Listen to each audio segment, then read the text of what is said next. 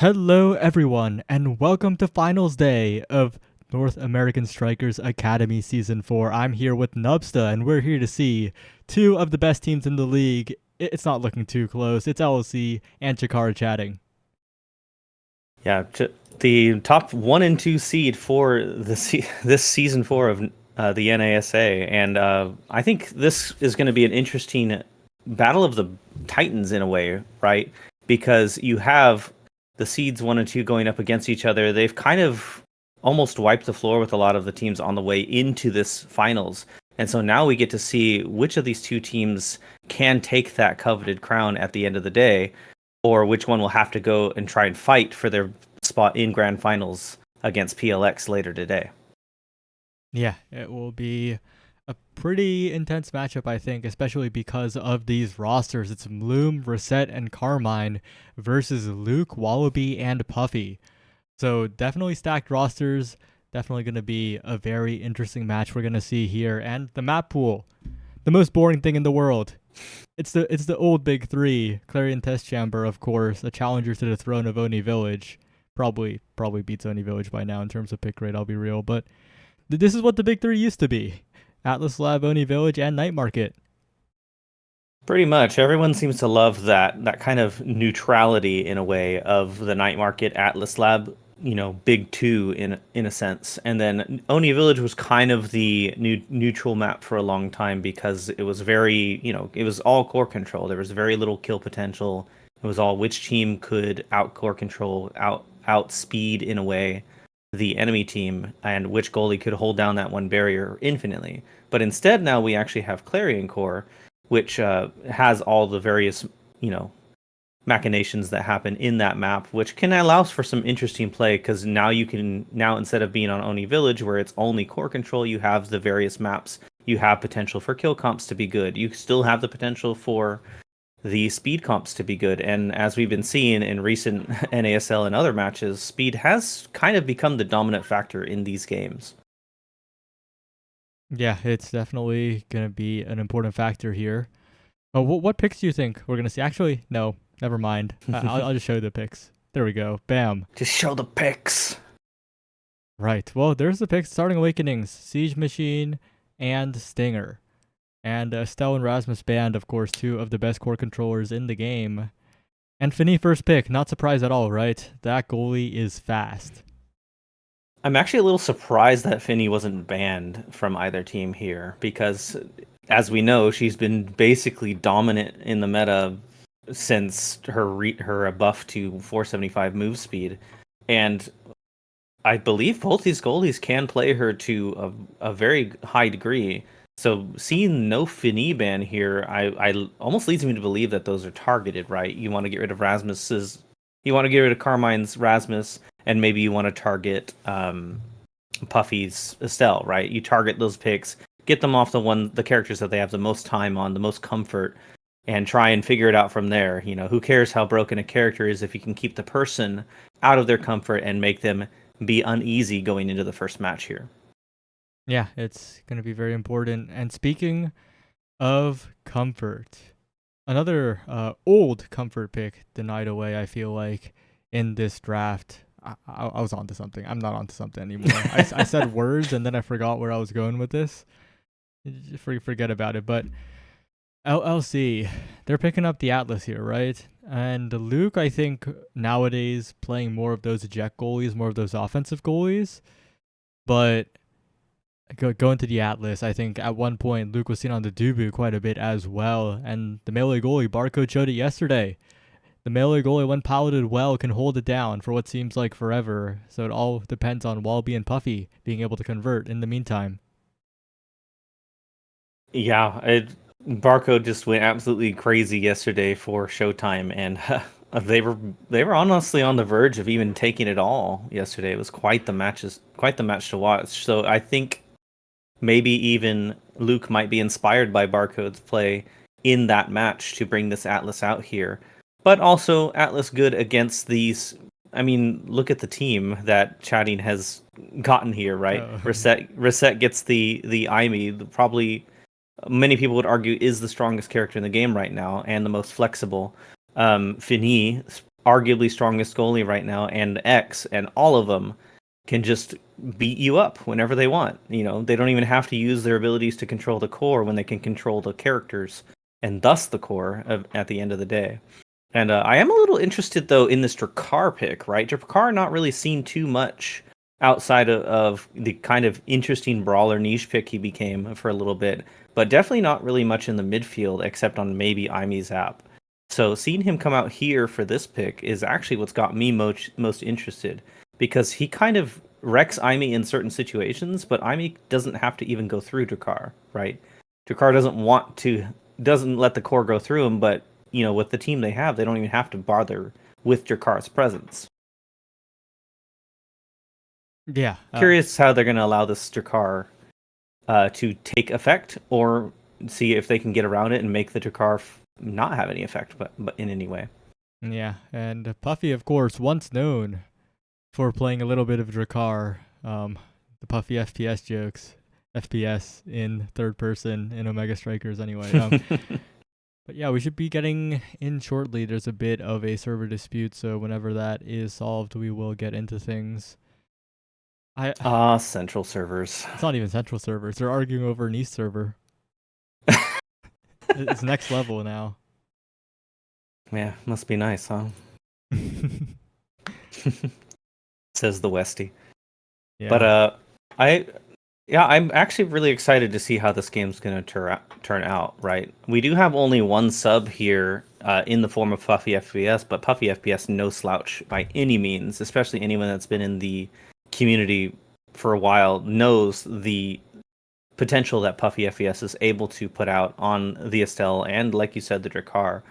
So despite being a sub, quote unquote, you could look at this roster and say, hey, that's probably the main roster, right? And so I'm actually really excited to see how this game is going to turn out, and I think it could be quite the banger of a series, very similar to how Showtime vs. Raw was yesterday. Yeah, we'll have to see how it goes, and it kind of feels like both these teams kind of have the spirit of those two teams in particular. With Chikara chatting kind of feeling like a mini Demon's Raw, and of course with Puffy FPS, former teammate of Barcode, being on the side of the LLC, so that team also feels like a bit close to Showtime in a way. We'll have to see, as we're going to get into game in just a second after quite a long server delay. What would we call those teams? Diet Raw, and what would a Showtime be? I'm trying to think of a good name for Showtime.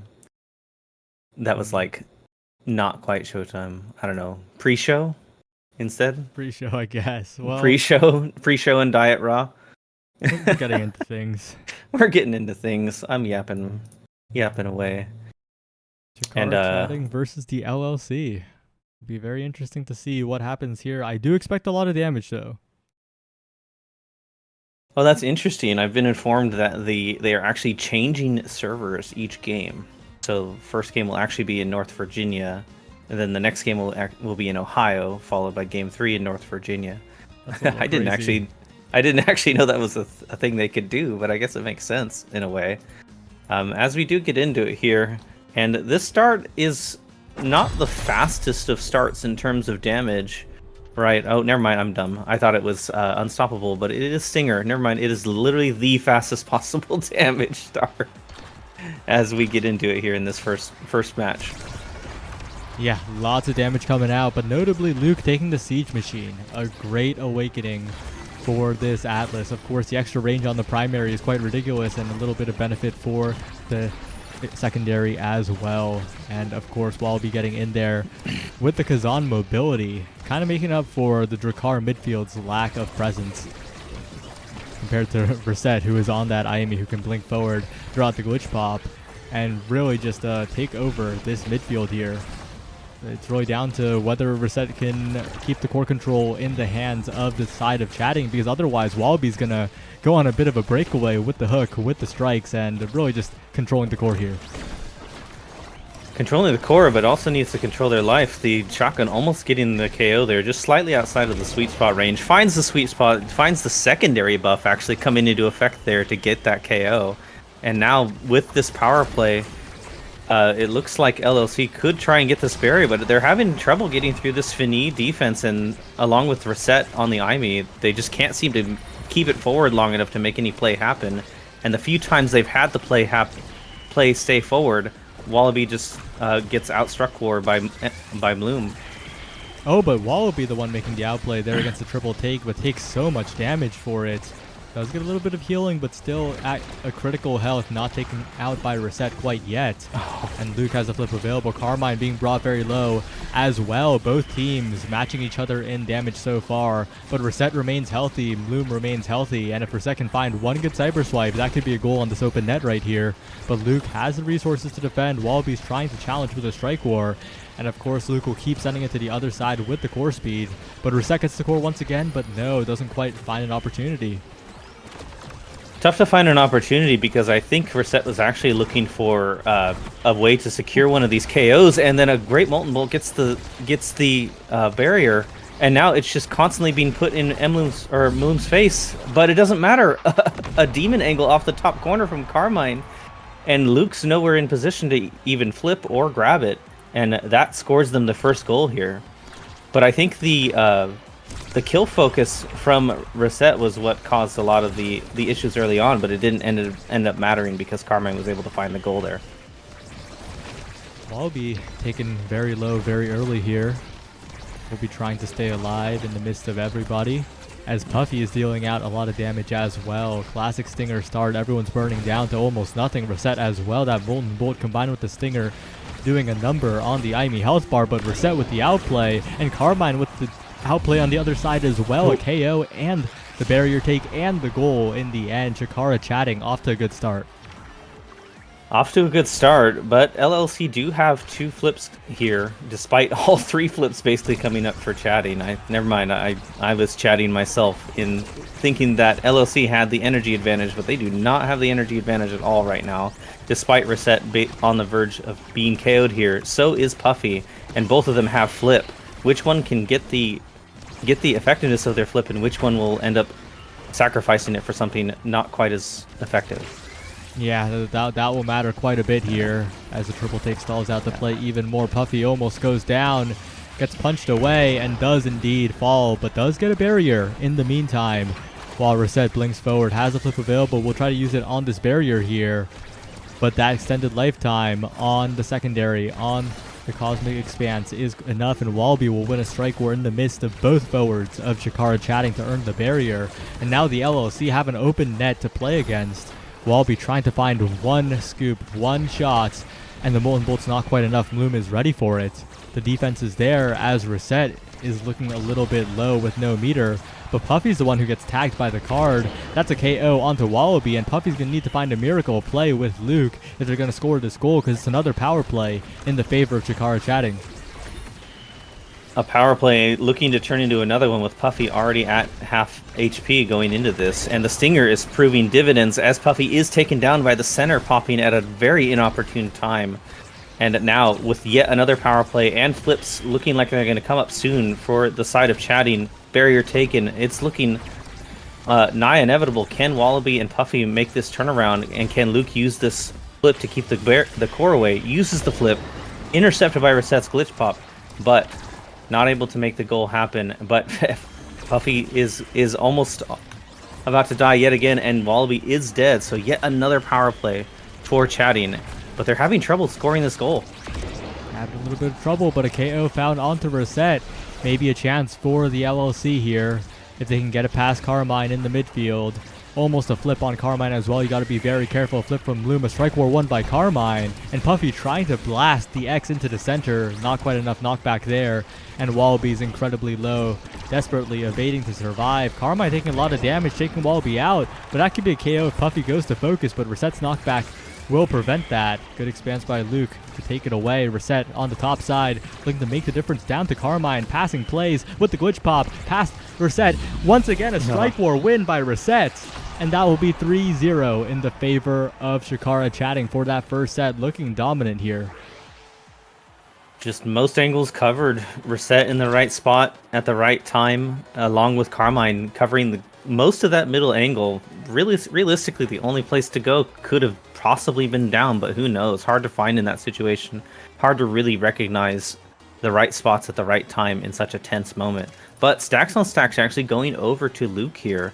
Bloom opting to hold on to their pick for later to allow the Catalyst to go down to Carmine. And with a Catalyst 1-2 and Reverb on LLC, I think they kind of got away with a lot here, despite the bulk up going to Puffy FPS. Yeah, interesting choice by Bloom, though, to not go for the stacks on stacks. We know how powerful that speed is on the Fini, allows the goalie to move up so aggressively here. And Luke actually just sad boys angles it out for the clear. The boys angle after the boys angle, expertly done by Luke, no hesitation really. And now it is Chatting who are in a tough spot here because of that defensive play. But wait a second, Reset's there with the glitch pop, the barrier's under threat, and now Bloom is pushing up as well.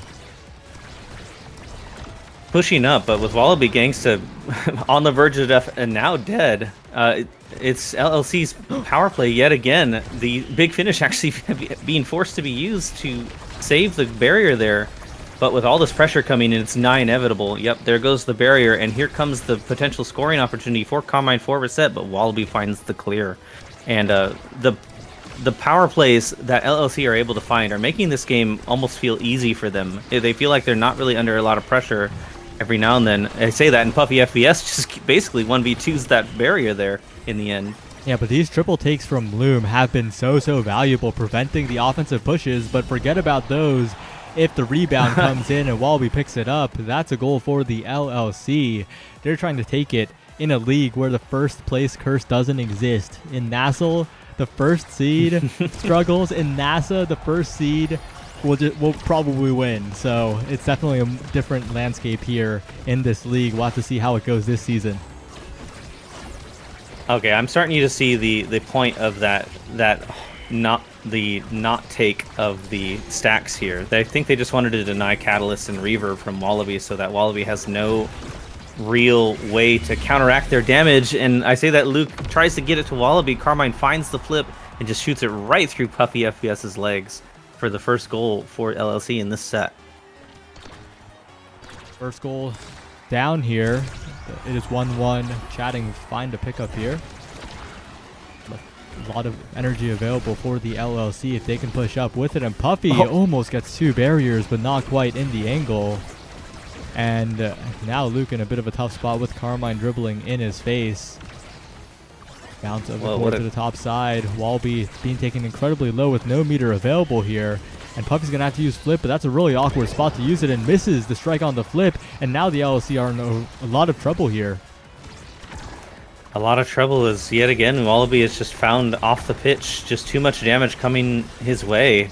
But Puffy able to just do Jakar things here, gets the strike shotgun on the Fini, who doesn't have her strike shotgun up, and gets the barrier, and just a 50-50 off the top corner pass from Luke, and Puffy finds the second goal of the set for Chatting. Despite Wallaby being gone, Chatting is finding the scores when possible, allowing the Jakar to just do Jakar things and get these barriers.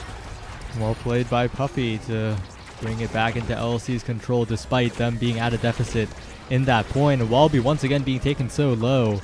The Kazan not having a good time. Even with the evades, the stagger pool is just too low on that character, it feels like, and both barriers will go down. Carmine in scoring position, looks for a dribble, but it slips away, and Bloom will just slowly pass it up. Reset the one now in trouble, but Wallaby takes 1,000,000 damage from the center and a triple take, and is suddenly put out of commission, but not KO'd quite yet, dodging away from a lot of the damage and not staggered. Wallaby stays alive somehow. Staying alive, but having trouble getting the core, as anytime the core even remotely comes his direction, so does all the abilities in the kit for Chatting, and Wallaby's life is being made hell, but so is Carmine's, and the flip from Reset does not care about your projection, and just shoots it right through, basically. Two goals, both goals now for Chatting in this set have been basically right between the legs of the players of LLC. To see if that does indeed continue here. Wallaby to the top side, interrupting, looking for two barriers, but a good clear by Bloom will take it away. This .5 is so important for the LLC. They do not want to fall behind basically in an unwinnable position here, and the good res by Luke will keep Wallaby alive, but the triple take on the respawn will make it difficult for Wallaby to do anything. A flip burn to make sure the barrier doesn't go down, but it's still so difficult as Carmine is still too healthy to KO here. And now Luke has to defend this barrier with not too many cooldowns left after that primary, and it will indeed go down as Reset drops in. Wallaby still taken almost out of commission. Carmine brought low, but once again, Wallaby to the top side, and despite being low, Wallaby makes it happen, but the triple take will interrupt for a second. Give Chatting one more chance as Reset finds the dribbles, but a shotgun flip from Puffy will secure the KO and send the core forward in the favor of the LLC. In the words of a legendary individual, bang.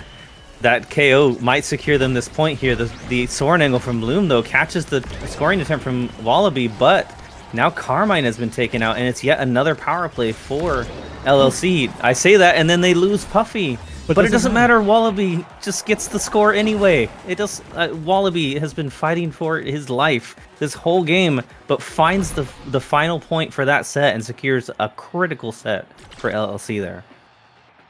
Bit of a rough draft for them, though. There's a lot of damage on the table to the point where it's kind of undeniable, and the only defensive awakening here is peak performance, right? So this kind of sucks. Chikara Chatting are going to have a field day here, taking that heavy impact. Perfect form Atlas, though. Wait a second. Perfect form on Atlas ult goes a little crazy. If your teammates know about it, if your team knows about it, you just drop it on your two teammates and you get all your cooldowns back instantly, basically. Not only that, but the poor Jakar basically wants to take missile prop here despite having the bulk up, so no peak performance. Peak performance going all the way down to Carmine, who now has peak performance and catalyst, so very, very difficult to kill this X. And this IME build is disturbing, Saya. It's so much damage coming out from this IME now with the heavy impact. But like you said, perfect form Atlas could prove to be basically the difference maker here, as infinite cooldowns on a character notoriously known for having horrible cooldowns is going to be potentially the nail in the proverbial coffin for a Chatting, but the Chatting able to get these KOs despite that. Yeah, Reset the one being brought low now, but a great flip by Carmine right between Puffy and Luke. Dashing in now, but not enough dash range to get past, and Carmine will set up a strike situation versus Luke, winning it, getting the goal 1-0 in the favor of Chikara Chatting despite all of that. And it kind of feels like the perfect form won't even matter here. The additional cooldowns aren't the problem. Luke is defending fine. It's more about Wallaby being forced to make impossible plays by being taken so low. A great clear by Luke and a great KO by Puffy, and that might make the difference here. A great KO indeed, and with the damage coming out from this Fini, it's tough to make things work. I mean, look at that. The Deadeye gets the KO there. Without Deadeye, that definitely does not KO. But it doesn't seem to matter too much. They're having trouble keeping it forward against Luke, as Luke's able to find these clears, finds the clear there in the straight shot to the center, and the defense from Luke has just been very, very good, and so they're able to allow Wallaby and Puffy to get these situations where Maloom is using these flips, is forced to use these flips in order to maintain defense, and they still get the barrier anyway with a staggered Wallaby. Yeah, and Wallaby now unstaggered, still pushing forward. A good Molten Bolt by Puffy from across the map, but Luke, not the clear you wanted to see there. Right into Carmine, a flip used to KO the Drakkar, and right out of reach with the glitch pop from Reset. Well played by Chikara Chatting to capitalize there. And the LLC, you gotta feel that was a bit of a missed opportunity. They had the pressure, but they couldn't convert. Yeah, as a popular game said, hesitation is defeat, and saw a little bit of hesitation in Luke's movement there, causing him to be outside of range. But it doesn't matter. Double barrier from Puffy FPS and Wallaby gets this goal open for them. Tries to keep them in this set despite being down 2-0, but unable to capitalize on the initial offense, and now it's in the hands of Chatting as they return with a double barrier of their own.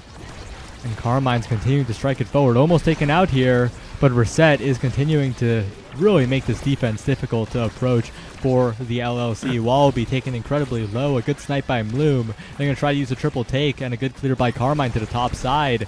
Once again, the card used around Puffy, and they're just hitting it around Puffy and Wallaby, not letting both relatively short-range characters even get a chance on the ball. And Luke now faced with a very tough task here. Shot to the bottom, trying to clear it away. Through the center to Puffy, the Molten Bolt eaten by Carmine. and Wallaby's going to have to find a play because Puffy is gone, the hook not quite reaching, and Carmine with the flip available. The LLC once again in a really tough spot. Good expanse by Luke though, and they will survive, and Puffy's going to respawn soon. A good clear by Luke, but Carmine will get a strike on it at the very end to close out this set. 2-1 in the favor of Chikara Chatting at the moment as they head into yet another terrifying draft. A Joker-esque shot there, finding the one angle that not only doesn't hit the corner, but also doesn't allow Luke to catch up to the core and hit it. And now the denial possibly coming out here for the Reptile Remedy, or maybe the quick strike, yeah. Taking the denial, taking that opportunity to survive away from the enemy team. But this Atlas now has Orb Ponder perfect form and basically unlocked infinite cooldown jutsu, and a rapid fire missile prop Jakar is nothing to scoff at. I think everyone just kind of walked away with bits here, except the Kazan. Yeah, good draft for the LLC, but if you look on the side of Chikara Chatting, they are also very happy about this one, right? So really tough spot here for the LLC because Chikara Chatting are just going to do what they're continuing to do here. And Carmine is just punching Puffy off the map. So much damage available. And even if Luke has more cooldowns, if you're just thrust into a power play over and over again, there's not much you can do. A KO found, an ace found for Chikara Chatting. They're 2 goals away from taking this first game. I mean, I've been yapping it up about the damage that Chatting has, but this Aimi build is probably one of the strongest I've seen in a long time. 1-2 punch, heavy impact, explosive entrance, stinger Aimi is the smallest amount of damage possible for the character, and it is showing here as between the triple takes, the X damage, and the Aimi damage, the KOs are just coming in full force, and every single power play is constantly happening. It's a tough time to be an LLC fan right now. Definitely a tough time. If they can get this KO on Carmine, they might be back in it, but resets it forward, keeping the core under control. And despite the efforts from Wallaby and Puffy, they're both comboed with the big finish, and now with both staggered, there's not too much they can do. Good clears by Mloom, and a great shot by Carmine right past the outstretched arms of Puffy FPS. Carmine to the bottom side looking for a dribble with the bell ringer interrupted by Wallaby. This could be a miracle point here from the LLC, but Puffy's stagger bar is looking critical at the moment. Carmine maintaining possession once again, getting in position with the bell ringer right out of reach of Luke. And Chikara Chatting now 1 goal away. They are just methodically taking these points. They're dealing the damage and taking LLC out of commission. You know what's sad is I said oh no thinking that was an own goal from an X, but that X is on the blue team and actually wanted to make that goal. So my mistake. Saying, oh no, from the perspective of a fan of the LLC. All good. Indeed. Luke though, tough spot once again. Luke's been in a ton of tough spots because if your forwards are falling to damage like this, there's not too much you can do. Of course you can hold, but how much longer can you hold? Even infinite cooldowns, or what feels like infinite cooldowns, are finite in the end. The great shot by Carmine, though, actually bypasses all of that. And now to the top side it goes. One more pass to Carmine could do it here. Bloom down to reset with the dribbles, interrupted by Luke. For the moment, Wallaby up to Puffy. It would have been a good passing play, but the resources are available. Reset interrupts, and Bloom sends it away. Puffy tries to clear it out, but Carmine gets a strike on it with the X Maximus to the top side. And Luke now forced away by the triple take once again. The revive bug comes in. Wallaby does not get any healing on that revive and does survive for the moment, but Puffy and Wallaby both incredibly low. Reset to the bottom corner, and the firewall sentry will finish it off. It is Chikara Chatting taking a very convincing game 1 in this series. That was a crazy attempt there by Luke to just push it into the sentry and then try and strike shot it out, but it proved a little too much with the amount of power that Reset had in their kit, especially the 1-2 punch. Pushed it a little past the strike shot there, but the KO's just coming out in full force here. They picked the damage and they played the damage, Saya. I mean, look at this. 18 KOs in how long was that game? 20 in-game minutes, so almost a KO a minute in this game, and that doesn't even include the draft time. That's also, I believe, part of the clock. So just a crazy amount of KOs, a crazy amount of damage, and honestly, the drafts really just went their way too, right? In the one set that LLC were able to win, it was a draft of dreams, honestly, for Chatting. They got everything they wanted despite not winning that set. and thus were able to snowball even harder in the third set and then the fourth set, as it looked nigh inevitable once that fourth set came around with the amount of damage that Chatting had on at their disposal. What a wild game. Yeah, looking back at the draft, I think you were correct when you questioned the lack of Fini ban.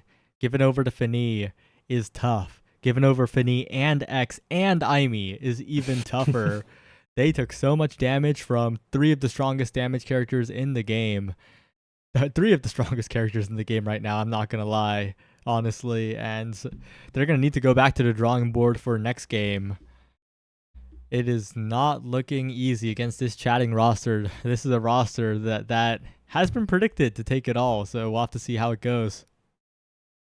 They're definitely looking like the team that will take it all here. I think a lot of that just came down, like we were talking, to mostly the character draft, right? The power of the Fini is too much to really ignore, but so is the power of the X, especially with the Right Awakenings, and so is the power of Aimi, right? She's kind of the strongest she's ever been in the current meta. Seeing her in both midfield and goalie, just kind of dominating the field. So being allowed to get all three, right? It was kind of when Zentaro was ruling the pitch for a little bit. In fact, Bite Breakers almost was ruling the pitch for a little bit, right? You had the Aimi, Fini, Zentaro, and now it's kind of turned into Aimi, Fini, X in the kings of damage in a way. And you don't need to control the core if you just control the pitch in its entirety. So the power of the damage comes out here for Chatting, but it's now LLC's turn to try and find a way to get around this strategy, see what they decide they want to ban, what they decide they want to deal with as we get into the second match, as well as a change in both server and map. So we Not get just a server and map. Wait a second. A big roster did they swap sub? for the LLC. Puffy and Walby are out. Fiery and Hungry Boy are in. That would be Wow, interesting. huge swap. Yeah. What a crazy swap as we get into the Oni Village game too, huh? Picked by Chatting. So Chatting actually won on LLC's map even. So that's a pretty strong start for them. But Oni Village, one of those maps that it can kind of snowball out of control in the reverse aspect, right? Instead of damage, if one team's able to just kind of secure all the speed awakenings or get that coveted quick strikes on their midfielder, that seems like the devastating turn for them instead. You have almost a win condition if the enemy midfielder or one of the midfielders gets a superior speed advantage, or one of the enemy goalies gets enough of a build that they become a complete wall and unable to get past. So we kind of have the exact opposite of the game we just saw coming into Chatting's pick on Oni Village, as well as the server swap. I mean, this game just basically got turned on its head from the ground up. Yeah. Still waiting on them to get into character select. We're almost there. But yeah, it's a big question how the draft will look in this game. That's definitely the bigger factor compared to the roster swap. They seem to make sure that the draft is somewhat in their favor this time, because as much as draft isn't everything, it is always something. And in that game, it really felt like that was the deciding factor with how much damage was output there. Some of it could be argued to the draft of the Awakenings later too, right? It was very difficult to keep certain things away from the right targets, and thus they were able to snowball out of control. I mean, Aimi had everything she could ever want. Fini doesn't really care what she gets because she realistically gets either a little bit of speed or a little bit of power, and she's happy. X got everything he wanted. He got double stagger with one of them being speed and catalyst. It was very, very difficult for LLC to find an opening in a forward duo that got nearly everything they wanted, despite LLC getting quite a bit of what they wanted. But a Kazan with no stagger means a dead Kazan most of the time. And regardless of Atlas's cooldowns, if he has no teammates, he won't be able to save it forever. So this full roster swap, I actually think is coming in, or not full roster swap, but 2 out of 3 is coming in because of the server change, right? I think Wallaby and why am I forgetting? Puffy have server issues to No, it's not because Ohio. of that. It's because Fiery's a Westie. So it's completely Ew. changed. We're going to a central server here. We'll have to see if Oh, that they gets figured just out. so they just negated all of their east talks and just put in the Westie and said, you know what, we're going to Central. Just send it Central, right? Just go to Montreal, right? The Central server everyone Oh loves. yeah, Canada Central Time. Canada Central Time in almost past East Coast time. But yeah, I mean, I think a lot of this is going to come down to how they're able to play on Oni Village, right? I don't think we've even seen Oni Village too much in either series, any of the three series, really. I think Nasty's played it a little bit, but I don't remember seeing it in the Nassel matches that I've watched. And the little bit of NASA that I've caught, because it's not all streamed, I don't remember seeing much Oni Village either. So I'm actually kind of interested to see if anything's changed in terms of potential scrimming metas that have evolved for the teams, or if they're just going to kind of stick with the basics that has always kind of been what Oni Village is known for, and not really going for the mix-up that we've seen in some games. Right? We've seen Bang Bang bring out like Luna Brawler and stuff like that in the Oni Village games, but uh, to middling success sometimes. Sometimes doing quite well, and sometimes not quite doing as well as they would have wanted. But a Reptile Remedy and Glass Cannon start means there's very little chance of KO happening here between the speed and the HP. Yeah. And as the draft comes in, the priority picks on Oni Village reveal themselves. Two of the premium brawlers banned away, and two of the premium midfielders picked up right away. Kai and Estelle, staples on this map. Staples indeed. Estelle, one of the few midfielders that does not really care about how much speed she has, but if she gets speed, she becomes even more devastating of a character. And Kai, the absolute speed demon, can just kind of get out of control with a single awakening like Chrono Boost. And finally, the Asher coming out here for LLC. But IMEX picked up for Chadian, so this is a Kai goalie as opposed to a midfield, deciding to go with the reset IME midfield yet again and the X. So X being the scorer here, it's not really an X map, I would say, unless in recent times it's become just too good not to pick X in a way. But the Asher Estelle is going to prove quite difficult for the Kai to deal with, I think, unless we're able to get some crazy clears. But the Ashers we watched yesterday between Snake and Joker showed just the sheer power of that character when she gets the core in her hands and very little interference. She's able to just walk up and stuff it right past almost any goalie in the game. So with this combination, despite it being on the slower side as opposed to Kai, it doesn't matter with the Kai being in the goal box. You have the Aimi and the X who are also kind of slow themselves. It's going to be a battle of the speed, a battle of which brawler gets that core more and which brawler gets that core and can utilize their cooldowns to get it past these goalies. Yeah, it will be a defensive battle for sure here. I'm kind of scared though. Despite the stagger start, I think a lot of players will want to go Glass Cannon, of course, with that speed. Um, I think overall, I would have to say that LLC are gonna have to be very, very careful because Asher can stuff the core and can find the timings, but it is very, very dependent on really just getting it there in the first place. And from what we've seen in game one, Reset is very capable of intercepting the core before it gets to the brawler. And if that problem shows up in this game as well, then Chikara Chatting is the team that I have my money on. Yeah, I mean, one of the few characters in the game that has a very low cooldown omnidirectional ranged ability. So able to manipulate the core in virtually any direction from range allows her to intercept in, very interesting and creative ways, as well as the dash into strike, the cyber swipe into strike combo. She just has the potential to have that global presence that a lot of characters would love to have, but can only hit the core a certain direction. So that's with the power of that IME kit and Reset being one of the known IME players in the game. It's going to be a tough time for Hungry Boy to find the effectiveness here. But Estelle, one of those characters that does not care about who she's up against for the most part. She can take over the game, she can take over the midfield, and she can make the lives of both the midfielder and the goalie just absolute hell in the right hands, in the right time, in the right positions.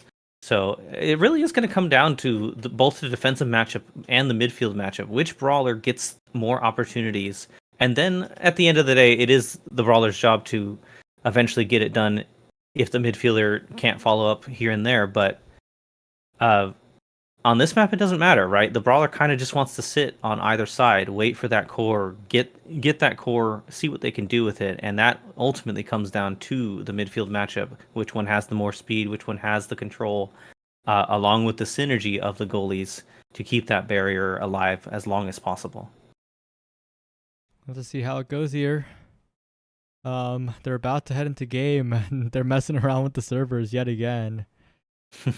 And we have a bit of a question here, really. It really boils down to, I think, how the goalies will perform here. And from what we've seen in the first game, both goalies are more than capable of making it happen.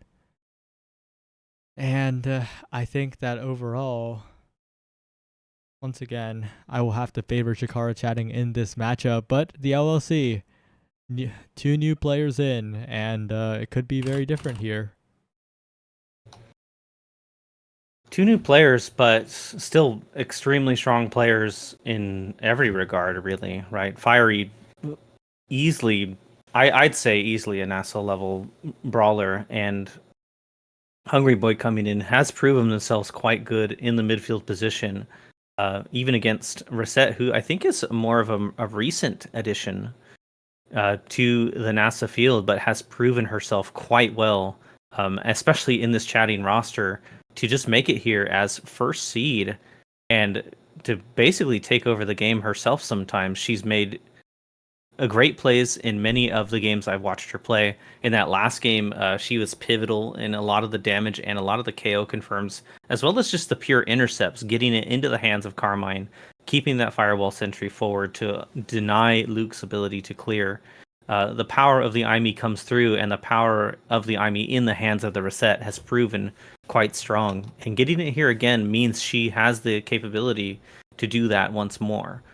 Maybe looking for different awakenings rather than her damage page she had last game, but regardless, using the character to her utmost, using the character to get the job done, get it forward, get it in the goal, which is the end goal of the game at the end of the day. Yeah, let's see if it can really come into play here as we're finally loading into game. I'm already exhausted, Nubsta. Well, I mean, you haven't been home very long. You've probably been out and about for a while. Yeah. So I've been gotta get that rest later. I've been walking since 9 a.m. Oh no. The New York life for you, right? You get to walk everywhere. I wish I could walk to places in my town and not get run over by a car. But we are in the game here, getting into Oni Village with. I'm still very curious about the X pick. Is he really that strong that you can just pick him on any map and he's fine? This feels like one of his weakest maps, but I guess it doesn't matter when you're an X and you can just be in the face of the goalie and threaten that damage, threaten that potential, as actually double stagger coming out for the side of chatting, whereas both the goalie and midfield had opted for Glass Cannon on LLC. An interesting take as now Hungry Boy outspeeds Reset. Yeah, but that's the thing. If you get hit once, that speed, it does disappear for the foreseeable future. And if Reset has that blink to move around, gets a great pass to Carmine, and the barriers are equalized, and Reset's keeping possession on the top side along with Bloom. Carmine in position. Of course, the X not going to be too useful in the early stages of the game. It really comes down to whether Carmine can provide enough pressure here, and I don't think it was a completely serious pick because, of course, the Rasmus and the Kazan were both banned away. But, I don't know. I don't know why this guy picked the X, really, but he did pick it, and we'll have to see if it is enough here. Have to see if it's enough indeed. X has plenty of scoring tools, although quite difficult against an Atlas, and especially with an Estelle backing him up. But if anyone can do it, I think Carmine can in this NASA field. One of the top brawlers in the field. On typically the Rasmus, right? But using this X to try and get it forward, and with the back of the reset midfield, I think it's possible because of Imi's potential to score along with this X. With Cyberstrike coming in, and it doesn't matter, up to Luke, who can't get it around the bell ringer. Carmine gets the score, like we were saying. The teamwork between Reset and Carmine, I think, is going to be the key critical factor here. It's not just going to be up to the brawler, it's going to be up to the forward duo of chatting to make this work. Yeah, we're seeing that in full force here. Not just the forward duo, but the defensive duo as well, as Reset is just winning strike wars against Fiery over and over, and Carmine's in the barriers, getting one of them already. Of course, Fiery in position to take the other, but a good clear by Bloom, and Carmine with flip available. Good strike by Hungry Boy to halt the offense for a moment, and the core does slip away. But Carmine's once again in position, dribbles it up, in position with Bloom. The barrier saved away by Luke, and Fiery gets the KO. A power play. This could be huge here for the side of the LLC, but Carmine in the midfield is just defending completely, and the power play fizzles out.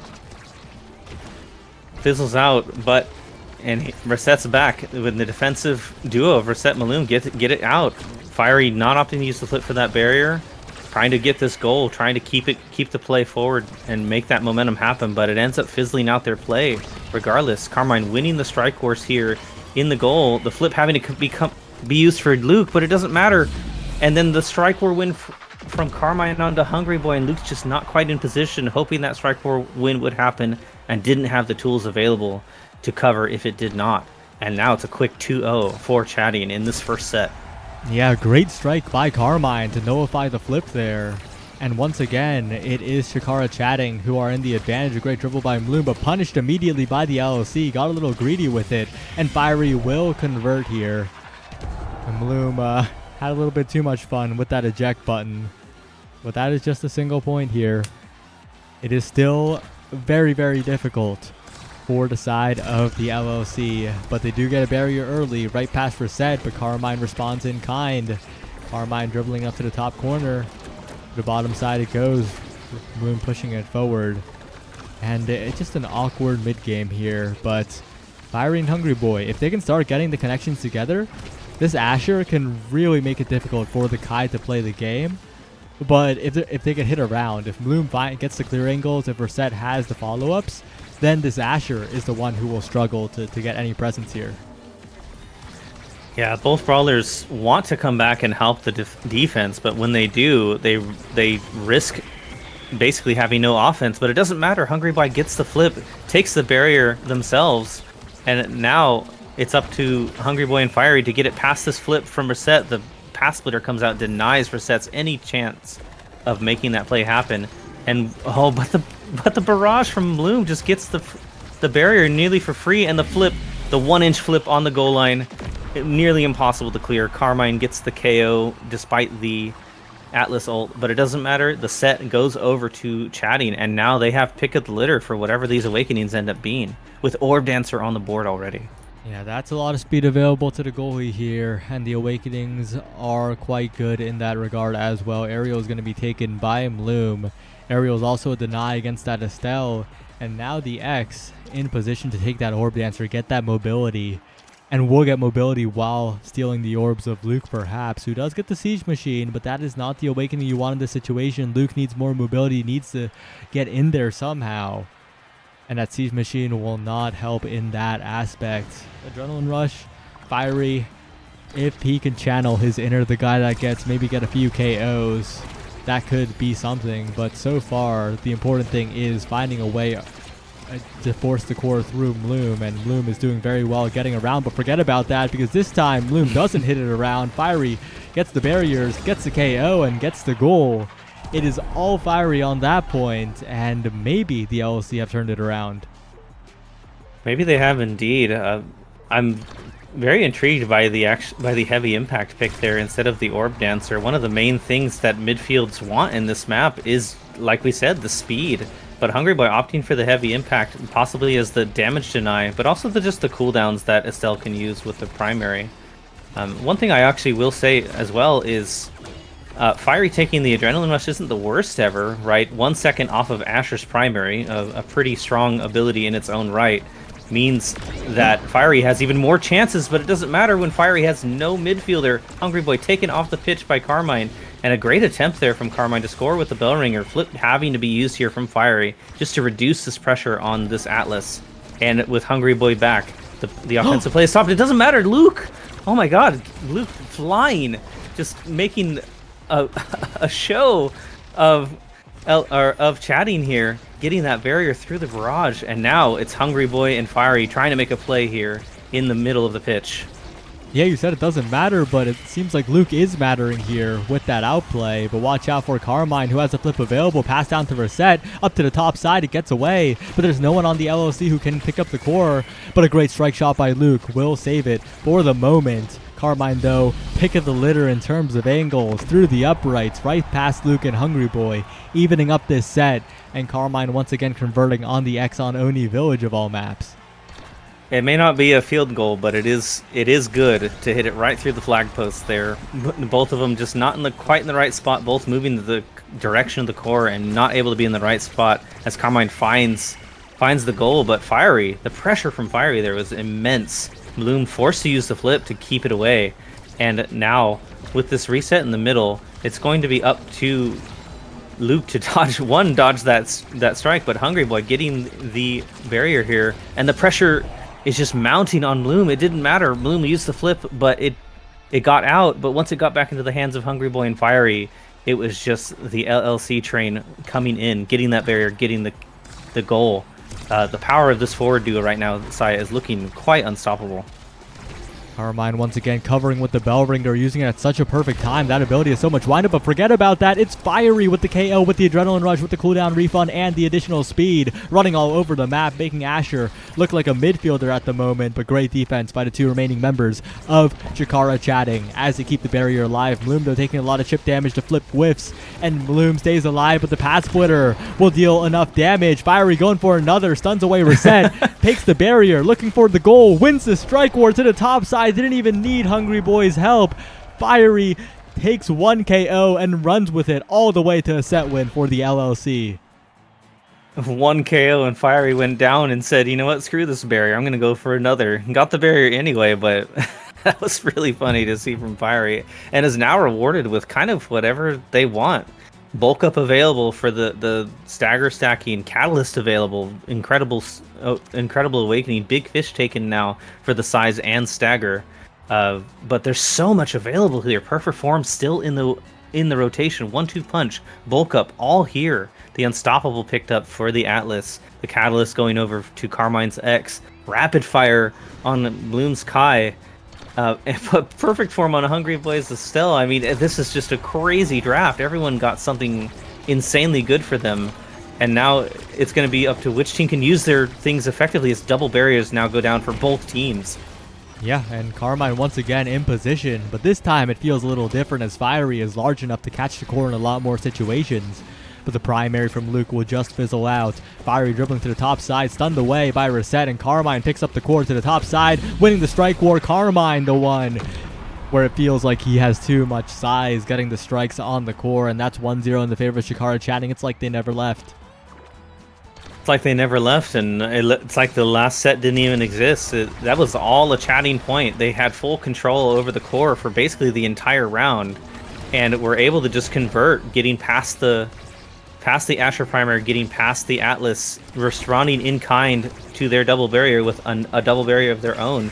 And here's the 1-inch flip from Carmine on the barrier, and it's back in Carmine's hands, who scored last time, and a mix-up off the top. Carmine just going absolutely nuts this set. Making it happen here. Gets the flick up to the top side. Luke did not expect it at all. And 2-0 in the favor of Chikara chatting. They want to end this winner's final in a clean 2-0. They want to be the ones heading on over to Grands and winner's side with a bracket reset worth a buffer to play with. One barrier taken by Fiery, but so far the LLC are really relying on Fiery's individual outplays. Fiery's outplays and Hungry Boy's ability to use these cooldowns with the heavy impact to get it past Carmine, but Carmine is just looking like an absolute unstoppable monster right now. Every time it's in his hands, it takes a monumental effort from Luke and Hungry Boy to get it around just an X. Like not even reset half the time. Just the X from Carmine is proving too much. These brawlers are just going absolutely nuts right now. And Hungry Boy with the great Crystal Thorns to get that barrier in combination with Fiery, and it's looking pretty difficult for them to get it past this forward duo. Yeah, Carmine though in position, Bellringer down, takes the barriers, and Chikara Chatting are right back in it despite their early barrier losses. So much damage onto Hungry Boy. A KO could be found soon. The healing comes in, and the Bellringer will be knocked away from by a reset. Additional damage, but not quite enough. Fiery now trying to make some space with a path splitter, but a double strike war win, and a blink back from Hungry Boy will own goal it after the clear from Luke. Not what you want to see. Chikara Chatting one set away from winning the winners final. Sometimes we talk about, every rune gets one, every, insert character here gets one, but rarely do you see the Estelle Rose Warp be the culprit. And what a brutal timing for that. Already down 2-0 in the set. It almost felt like it's just like, it feels like he almost passed off the set at that point. I say that, and peak performance going over to Bloom here. Luke opting to go all the way down. Plenty to choose from with the twin dive, opting for the missile prop instead. Some extra stagger coming out for Fiery, and now this is a reverb with a 2600 stagger Asher gaining 33 cooldown on top of the 1 extra second from Adrenaline Rush. This Asher has cooldowns for days, but it doesn't matter. Reset is there with Carmine to get the double barrier, and Reset is no longer there with that KO from Fiery, and now it's looking like the Fiery show in this corner with the team of Hungry Boy, but cleared away and resetting back to neutral with the power play fizzling out at the last few seconds here. Yeah, great clears by Bloom to keep the barrier alive. Fiery going for another KO, but it's the Carmine show in the top right corner. And then with the Eagle Blast looking to make the core go past Fiery for the moment, not clearing into Reset. Knows that Hungry Boy is there, a good revive to keep Fiery alive. And once again, the core stuck on the side of Chikara Chatting, but I don't think they're too sad about that. They have plenty of room to work with. The scoring opportunity from Fiery still seems a mile away at this point. And Luke just slowly trying to find the clears, but Carmine and Reset approaching, just working up the field slowly. Great Giga Blast from Bloom to keep the pressure up. Great snipe from Hungry Boy to send it away, and once again to send it to the bottom side, but Fiery's just not getting the core at all. And that prevention is really the key to the Chikara Chatting defense. Fiery's not being allowed to play the game. Finally gets possession, finally gets the dribble, but flipped away. Enough energy built up by Bloom, and Fiery has none to speak of. And once again, Luke is forced to burn cooldown to send it away from the top side of the net. Reset with the Firewall Sentry, Carmine to the bottom side, and Luke can't react in time. It's a countdown to the Chikara Chatting victory. They have 2 goals left.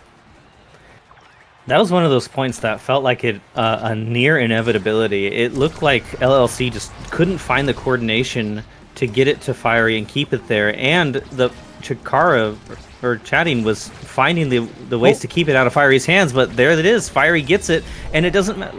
That is why they wanted to keep it out of Fiery's hands. The Asher just goes nuts in the face of this Kai, who only has one ability to keep it away, and when that ability is not there, Fiery can just take it over in that net and make those plays happen, make that score happen. Yeah, it quite literally does matter. That's like the one thing that does matter, is keeping it out of Fiery's hands, because that's what happens when Fiery gets possession. And once again, Fiery finds the strike on the very edge. Reset with a bit of a lazy clear there. Uncharacteristic in this game. An otherwise excellent Chikara Chatting team. A flip now from Luke to the top side, barraged away by Bloom. And Fiery and Hungry Boy combined to send it right past Reset. They don't even try to get Bloom on the bottom corner. They just force it right through. And they're 1 point away from making this a 5-set game here.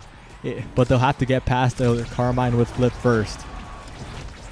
Have to get past the flip and get past the forward duo. Fiery already in position, though, to try and make something work here with the back of that Astral Expanse.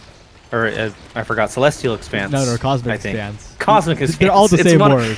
Some sort of astrological feature.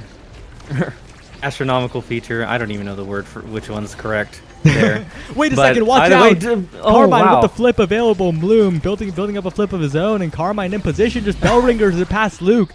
Carmine's been so on point with the timings on these bell ringers. It's such a high startup ability, but just using it so perfectly in all these situations. Using it perfectly there and just beating out the strike shot from Luke, who tried to get it past the bell ringer, but it didn't matter. And now Carmine is rewarded with a flip here on the final point, potentially, of the game for chatting, as long as they're able to make this work. But Fiery has possession. It's the Fiery show once again. Oh, the glitch pop saves it, but Luke finds the pass back to Fiery, and the flip has to be used to keep it away from this Asher that has proven just far too difficult to not only clear around, but through. But it doesn't matter. The Expanse doesn't save the core, and now Reset almost has flip on this final potential point of this game. Yeah, Reset just needs 1 or 2 touches to close it out. Almost has the flip available. It's one more touch at this point. Carmine was so low, but all the way back to full. Also working on a flip of his own. Fiery trying to win the strike or trying to bring it back into the control of the LLC, and Reset will miss the flip. Maybe a chance for the LLC, but Carmine flipped down to the bottom side, sets up a dribble, sets up possession for Jakara, chatting to the top side. Now it goes, but a missed dribble doesn't even go into Fiery's hands. This Asher just does not have the mobility to keep up the offense alone. And one more passing play could do it for Jakara, chatting. Reset trying to predict the clear. Luke does have flip available, so they got to be careful with this offense. They got to be very measured with it. Burning Luke's cooldowns one by one as Reset has glitch pop up. We'll have cyber swipe up in just a second. Carmine to the top side looking to find an angle, but the passing plays are snappy from the LLC. They're keeping it under control, and they take the barriers, trying to send this game a little further. Luke with a flip to the bottom side. Hungry Boy flip available as well. Fiery, the one who gets it under control, but Bloom has the speed to match the top side and will clear it away, and now Carmine is the threat. The glitch pop sends it forward. Carmine in position with the X Maximus. Not quite saved away by the Expanse of Luke. Fiery now to the bottom side. Fiery show is approaching here, but a strike war win by Bloom on the goal line will keep it safe, and a flip burn by Carmine on a scoring attempt, but Luke is there. A bit of an obvious shot that time, but Bloom has flip as well. Can score from the other side of the map, but Fiery is the one whose flip you should be afraid of at the moment, because that flip on Asher is looking so dangerous. Potentially bottom corner shot. Reset doesn't react, but Bloom does. Bloom manages to run down and saves the goal, saves the set, but it's not enough when Fiery gets so many chances in that point. It is a Fiery show, and it will continue to a 5th set. And it will continue to be the Fiery show. Luke actually getting the first draft here, but that was just insane. Every person on that pitch looked like they were one heart arrhythmia away from like almost passing out. The plays were starting to get erratic. The passes were not quite coming in here and there. Every now and then they find a great pass, and it just kind of turned into chaos. And now everyone is getting rewarded here. Wow. Quick strikes over to the Kai. Team player for Luke. Stacks on stacks for the Asher. The only thing slowing Fiery down was Fiery himself, and now he is no longer slow. But the dash range coming out for the Aimi. This Aimi has another KO build ready, locked and loaded, ready to make these KOs come out and the damage happen. But it is Oni Village. Can the KOs prove to be the difference or not in this final set here? Yeah, if you're the side of the LLC, you need to get the core to Fiery right now, because that stacks on stacks is the game-winning condition right here. Like you said, the only thing stopping Fiery from taking over the game was Fiery himself, the lack of move speed. Now all of that can be solved, but Fiery's not getting a chance to build up those stacks. If the core never gets to the Asher, then that is not the stack buildup you want to see. It's going to be pretty difficult. Might even need to spend abilities hitting people to try and build those stacks up, because these early sets are looking completely in the favor of Jakara, chatting. I said sets, I mean points, because Fiery hasn't built them up yet. Carmine to the top side, burning the flip from Hungry Boy, who is looking incredibly low. One more hit could do it, as a barrage in from Bloom almost gets the goal even from all the way there, but not quite, and a flip available still from Bloom. The stacks are stacking up though, already up to 68, almost halfway there is Fiery. And Carmine and Reset are having trouble getting it past the Hungry Boy Luke duo, despite Hungry Boy being basically dead that last point. Luke opting to use the flip here against the cross-up from Carmine. Not able to find the score thanks to the flip, and now it's in the hands of Fiery. Fiery has flip, dribbling off the side. Forced to use the flip is Bloom, but it doesn't matter. Back into the hands. Oh, glitch pop. Oh, Curse no. of strike shot! Goes for the Curse of strike shot against the fast core instead of the normal strike. You see that at least once a game with strike shot goalies. And here is Luke's one at possibly the worst moment. It is a Chikara chatting lead now. And Fiery's going to have to build up those stacks real quick, but does get the flip KO. Tried to turn it right back here. And look at this speed. The Adren Rush is coming online. The barriers are gone, but it doesn't matter. Carmine finds a double of his own. And Fiery trying to go for the mix-up here, but it gets out of his hands. And now it's the duo of chatting with possession, with the potential to take yet another point in the set, despite Fiery's speed finally coming online. The stacks are online, and the Adren Rush is threatening even more speed for this Asher that could just take over the game now with these stacks available. But it doesn't matter if Fiery is unable to get this score. There's the pass splitter, but able to clear it is Bloom and Reset. But and there's the barrier beam or arc beam right in the corner, catching the core, pushing it past Bloom. Nothing left for that Kai, and it's 1-1 in this final set. Yeah, rare decision from Bloom that felt a little questionable, right? Clearing same side versus an Asher that large like Fiery in the corner. Not what you want to do as Kai and a flip through from Fiery, a strike afterwards. This is the Fiery that's scaled up, that has the conditions to win the game with the stacks on stacks. And now it is looking quite LLC favored. But if Bloom turns it up, that defense could pose a bit of a problem. They can keep sending it away from Fiery, and the KO not quite found there. Fiery doesn't commit fully to the kill attempt, and Reset stays alive. No Adrenaline Rush proc. Maybe it is Chikara chatting staying alive. An amazing clear by Bloom to send it away, but the weakness of the X is starting to show a little bit as Carmine's no longer able to really stuff it through Luke as reliably here. We'll have to see if Carmine can do it, but it's not going to be easy against this kind of Fiery. Fiery's strength is just proving to be almost too much for chatting, but they're able to get it around, and the few times they have plays. Hungry Boy has to spend basically everything to get it out of the hands of Reset and Carmine and back into the hands of Fiery. But it's interesting because Reset has almost turned into the goalie here, with Bloom covering the top corner where you would normally expect the midfielder, and now Reset has taken that position. But it doesn't matter. The team of LLC has possession. Fiery almost finding that strike, not quite able to get it, just barely not fast enough despite the speed. And now the core is flying. It is overtime on Oni Village. This core is going to teleport in speed like that. What a shot by Carmine, and what a clear by Bloom. Earlier you said that Fiery could barely not reach it, and that was a calculated clear by Bloom off of the goal wall basically. And now we're at a set 5.5. It really could go either way here. Could go either way, and 5 stacks for Carmine as well as the 5-stack Orb Dancer means the X can be both fast and big just like Fiery. Oh, what in the world was that clear?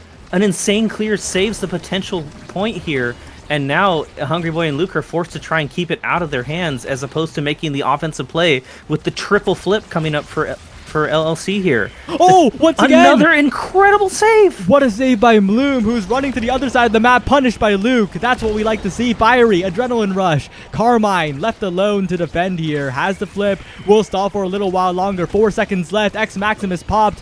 The core sent around, but not hitting the barrier. And the barrier will stay alive. Chikara chatting. Keep it alive here. They continue to maintain the barrier, but a KO found by Fiery. After the flip, not enough energy to elusive, but Bloom wins yet another strike war. And Reset gets a prediction, burning the flip from Luke as well. Bloom somehow clears it away. Finally, the barrier goes down, but the respawn's coming in yet again. Reset almost has possession. Carmine gets the core for a second, and Chikara chatting are still in this one. Reset, what a redirect to the top side. One shot's all it takes now. Bloom to Carmine, looking to win a strike war, looking to win on the top side to the bottom. Reset looking to line up a cyber swipe. Carmine in position. Hungry Boy looking for a snipe. And Luke to the bottom side will reach the core in time. Fiery with the flip available. A bit of a threat. The firewall sentry not quite enough, but Bloom has the speed. To the top side it goes. And Hungry Boy can't get the strike on it in time. It's Chikara chatting. Somehow holding on in that point and winning the entire series. What an insane defense. I think I said this last time I was on cast, but I mean, Vaughn's not in this game, but I could hear Vaughn be like, you know what, boys, just give them that point. They deserve it.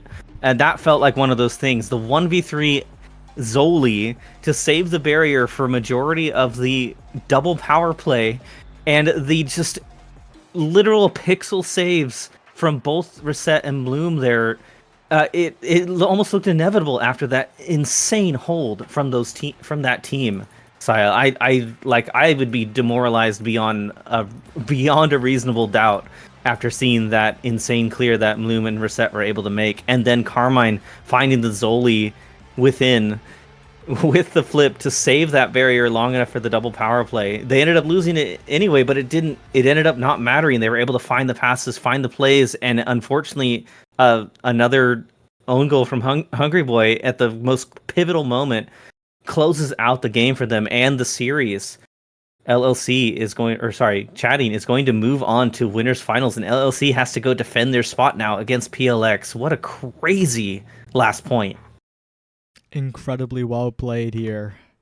What a performance by Chikara Chatting in the defense. Bloom looked incredible. Didn't feel like he lost a single strike or even. It was definitely a sight to see there. But that is for the next series. We are done with this one, and what a series it was. It almost went to game 3. It was pixels away from going to game 3. I'm worn out. I guess that's the power of Oni Village for you. That map just digs into your mental fortitude, digs into your physical fortitude almost, with how much it can just cost mentally to watch the core go that fast, and physically to try and play at that speed level, right? Almost going back to beta speeds in that regard. But like you said, this series is over. We are moving on to losers finals, I believe. Losers semis. Losers finals. LLC will Finals. face off versus PLX, and we'll see which team comes out on top there. But that's enough for us two for now. We're heading to a short break. We'll see you on the other side.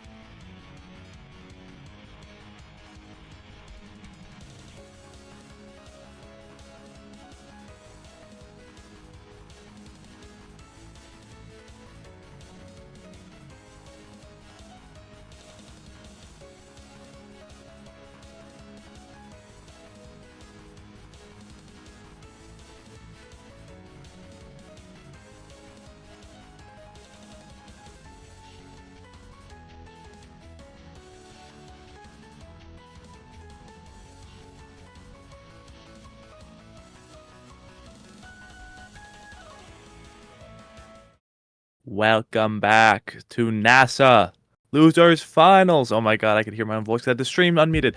It's LLC versus the Platinum exclusive team. Both teams have been kind of fooling around with subs, or known for it at least. Especially throughout this season of NASA, there's been a lot of substitutions going on, but LLC, we'll see if they continue to do it in this tournament, at least for playoffs. How are you feeling, Z Yoshi 64? I'm feeling pretty good. I really liked LLC's performance last series. Unfortunately, Chikara Chatting did take it in the end, but they're looking good. Very excited to see what they have. And then, of course, PLX coming in from the loser side, ready to tear it up. Team that's won NASA before. And, definitely looking to do it again. I think they have what it takes. Yeah, But they've they have to also get through gotten LLC first. 4th in NASA before.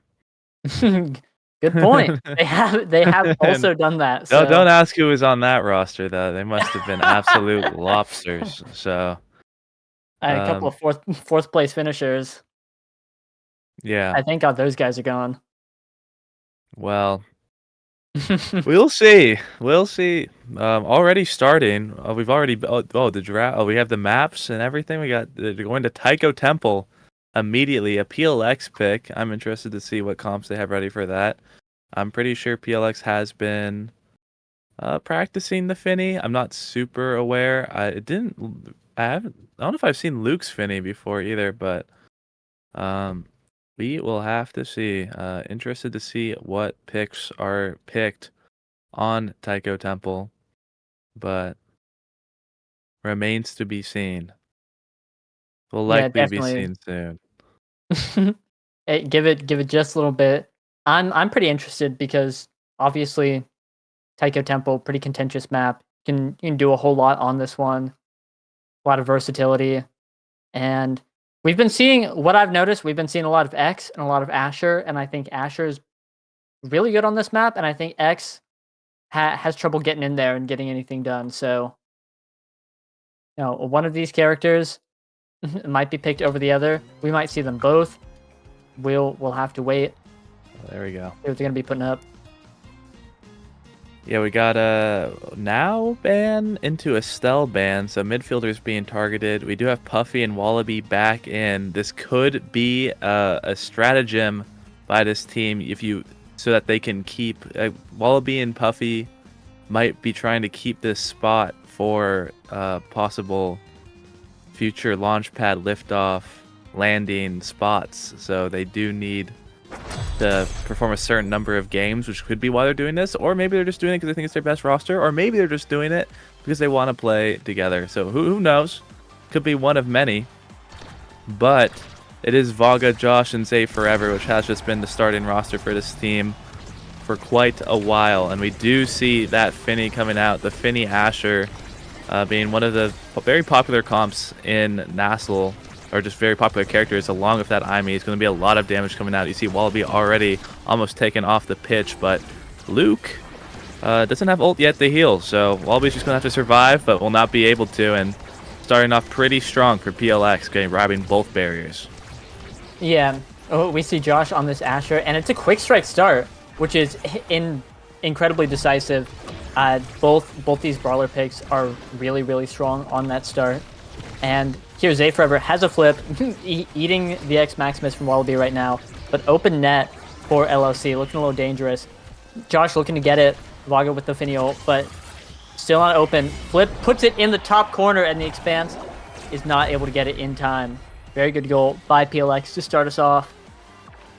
Yeah, and I'm looking at the comps. I'm really much more of a fan of the LLC comp for many reasons. One being, I think Era X on this map should be really, really good at taking these barriers, but it does less damage and has less good scoring on the open net. So I think it's going to be a big struggle for this team, especially if you don't have an eject goalie. Although not that eject goalies are that great on this map, unless you're trying to kill them. But now that they have both barriers, but they're going to probably need to use this flip on the open net in order to get the goal.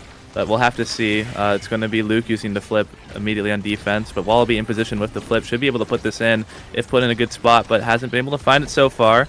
Josh holding the midfield, but it's just going to go through. Puffy has a little bit more tools there to deal with that, but this last barrier will be held so far. Yeah, and here we're seeing a little bit of a little bit of the X train coming through. Just kind of something I know you talk about a lot is how do you score on X? And hey, energy burst is one good way, but then what? I think that's something we're going to be seeing a lot this game, especially X trying to score into two QS characters. Like, Vaga is just going to be everywhere at once covering space. Zay can blink if he's needed to cover space. It's going to be really hard to get in there and actually do anything, especially without ult.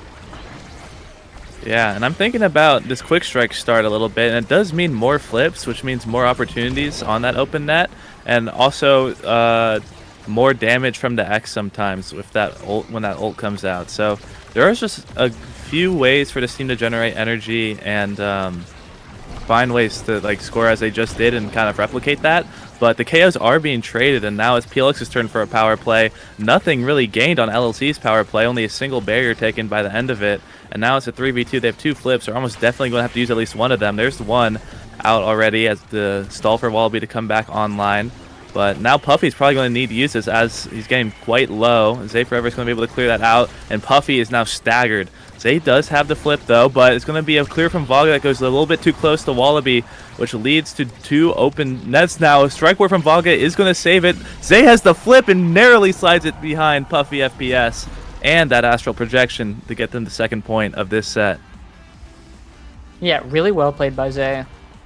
And now looking at the energy, Luke and Puffy are completely dry. Zay not having much, but Josh, Wallaby, and Vaga all coming up on one. That means PLX has the energy advantage right now, which is pretty scary if you're LLC because obviously they're 1 point away from winning the set. Josh with this flip might be using it soon. Right now even, get the 2nd barrier. Took a lot of damage, but they've got all the offensive momentum and really positioned well to score. The 2nd flip has been used. Energy down for PLX, but Wallaby also down for LLC, and now this is PLX's opportunity to get something done. Yeah, Josh, Blue's going to be able to clear that one. Josh is probably not going to quite reach or get a stun off, and now Josh is looking to be next on the chopping block, has no evade, so just going to get punched into the wall. With the bounce off of the center, Taiko Drum is going to go in. Luke isn't able to react in time, or maybe didn't have the primary up in time, but that's going to be a goal for flip up, which has been a little bit of a repeating instance I've seen from LLC so far, is Luke letting goals in while having flip up. It's obviously like that time flip wasn't in range, but it's a bit of a problem if you're not able to utilize your flips as well as your opponent. It just means you have like one really strong ability you're not using while the other is using it quite well. And here we see the Manu Finny come out. There's a perfect form up, which is pretty crazy. No one's taken the perfect form. Guy, okay, there we go. It's really good on Era. You can ult the wall and then throw the core at it, and then you get all your cooldowns back because it hits it like 10,000 times. So good draft for both teams. I'm interested to see how the Manu Finny is able to activate that. It can be quite strong as a defensive tool, but if you can get those offensive ults off, that can be a really big deal. But Wallaby is going to immediately find the KO onto Zay this round. Yeah, early KO means both barriers are down in the power play, and now they have to get through the Finny and the Asher. Bit of a tall task there, but with Luke pushing up here, Puffy and Luke passing between each other, unable to get anything off. Wallaby looking really low. This Manu might hit, but a good evade from Wallaby. And now in position to score, but getting pushed back from being staggered by all those abilities. Luke walking up, a little bit of rotation going on, and this is looking really good for LLC. Still have a barrier up. Wallaby has scored, looking to get it in, but unfortunately not able to get it through the triple take. But a great strike war win from Puffy FPS. About 200 health and a dream is going to be getting it in that point. And LLC is responding. Yeah, great timing on that. No one had a chance to use a flip that round, really, and almost everyone has it now. So going to be a pretty hectic round now as one barrier gets taken. Winning this kickoff has shown to be really, really important. Because of these quick strikes, you're really able to keep possession of the core as long as you get it on the opponent's side. So as soon as it gets onto one person's side, it's really hard to get it off. And as Josh just puts it in and shows that, like, through that pressure, like, it got on the core. Like, even if they get it out, LLC was able to get it out once because they had to all come back. to get it out, even though it's on the PLX's side of the field. It didn't really matter because there was no one there. Like, Wallaby isn't up there to keep the core up there, so it's immediately cleared out. So even when you clear it out, it can just still permanently be on your side, especially with characters like Finny that are just holding that midfield. So yeah, that's going to be a quick round for PLX, and now another really scary one, LLC on defense immediately. Yeah. Ghost showed just the importance of kickoff. Whichever team is able to get it to the other side first just has so much of an advantage, because if they're able to keep it there, they should just eventually win. You know, but here, all barriers down. Wallaby looking a little low. Things get dangerous, but a great strike war through 2 people. He's going to be getting it through, and that's another point for LLC. And one more, they win the set, tie up the game. Yeah, and that great adjustment, I think, from LLC is that Wallaby, like I said before, last time they cleared it out, but Wallaby wasn't up there to keep it forward. But that time, Wallaby was there and was able to keep it up. But it's going to be Josh who immediately finds the KO. The Josh that gets, perhaps, is going to grab that KO and then immediately go into a power play. They have 1 barrier. Luke does have a flip, so it should be able to hold this for the respawn. It does, but it is going to be the flip used eventually nonetheless. But there's the Magic Maelstrom. It's going to immediately take out and to start another power play. We're seeing a lot of these kind of KOs into KOs, and even more importantly, the flip is taken off the field as well. Now Wallabies gets both barriers, and then this power play is going to immediately convert, and that's going to be another set. That's going to be a set win for LLC. Yeah, just some beautiful passing there between Wallaby and Puffy. Just secured the goal at the end. Despite Josh doing a little bit of getting out there, it wasn't enough, and getting taken out by the Maelstrom from Puffy was fatal.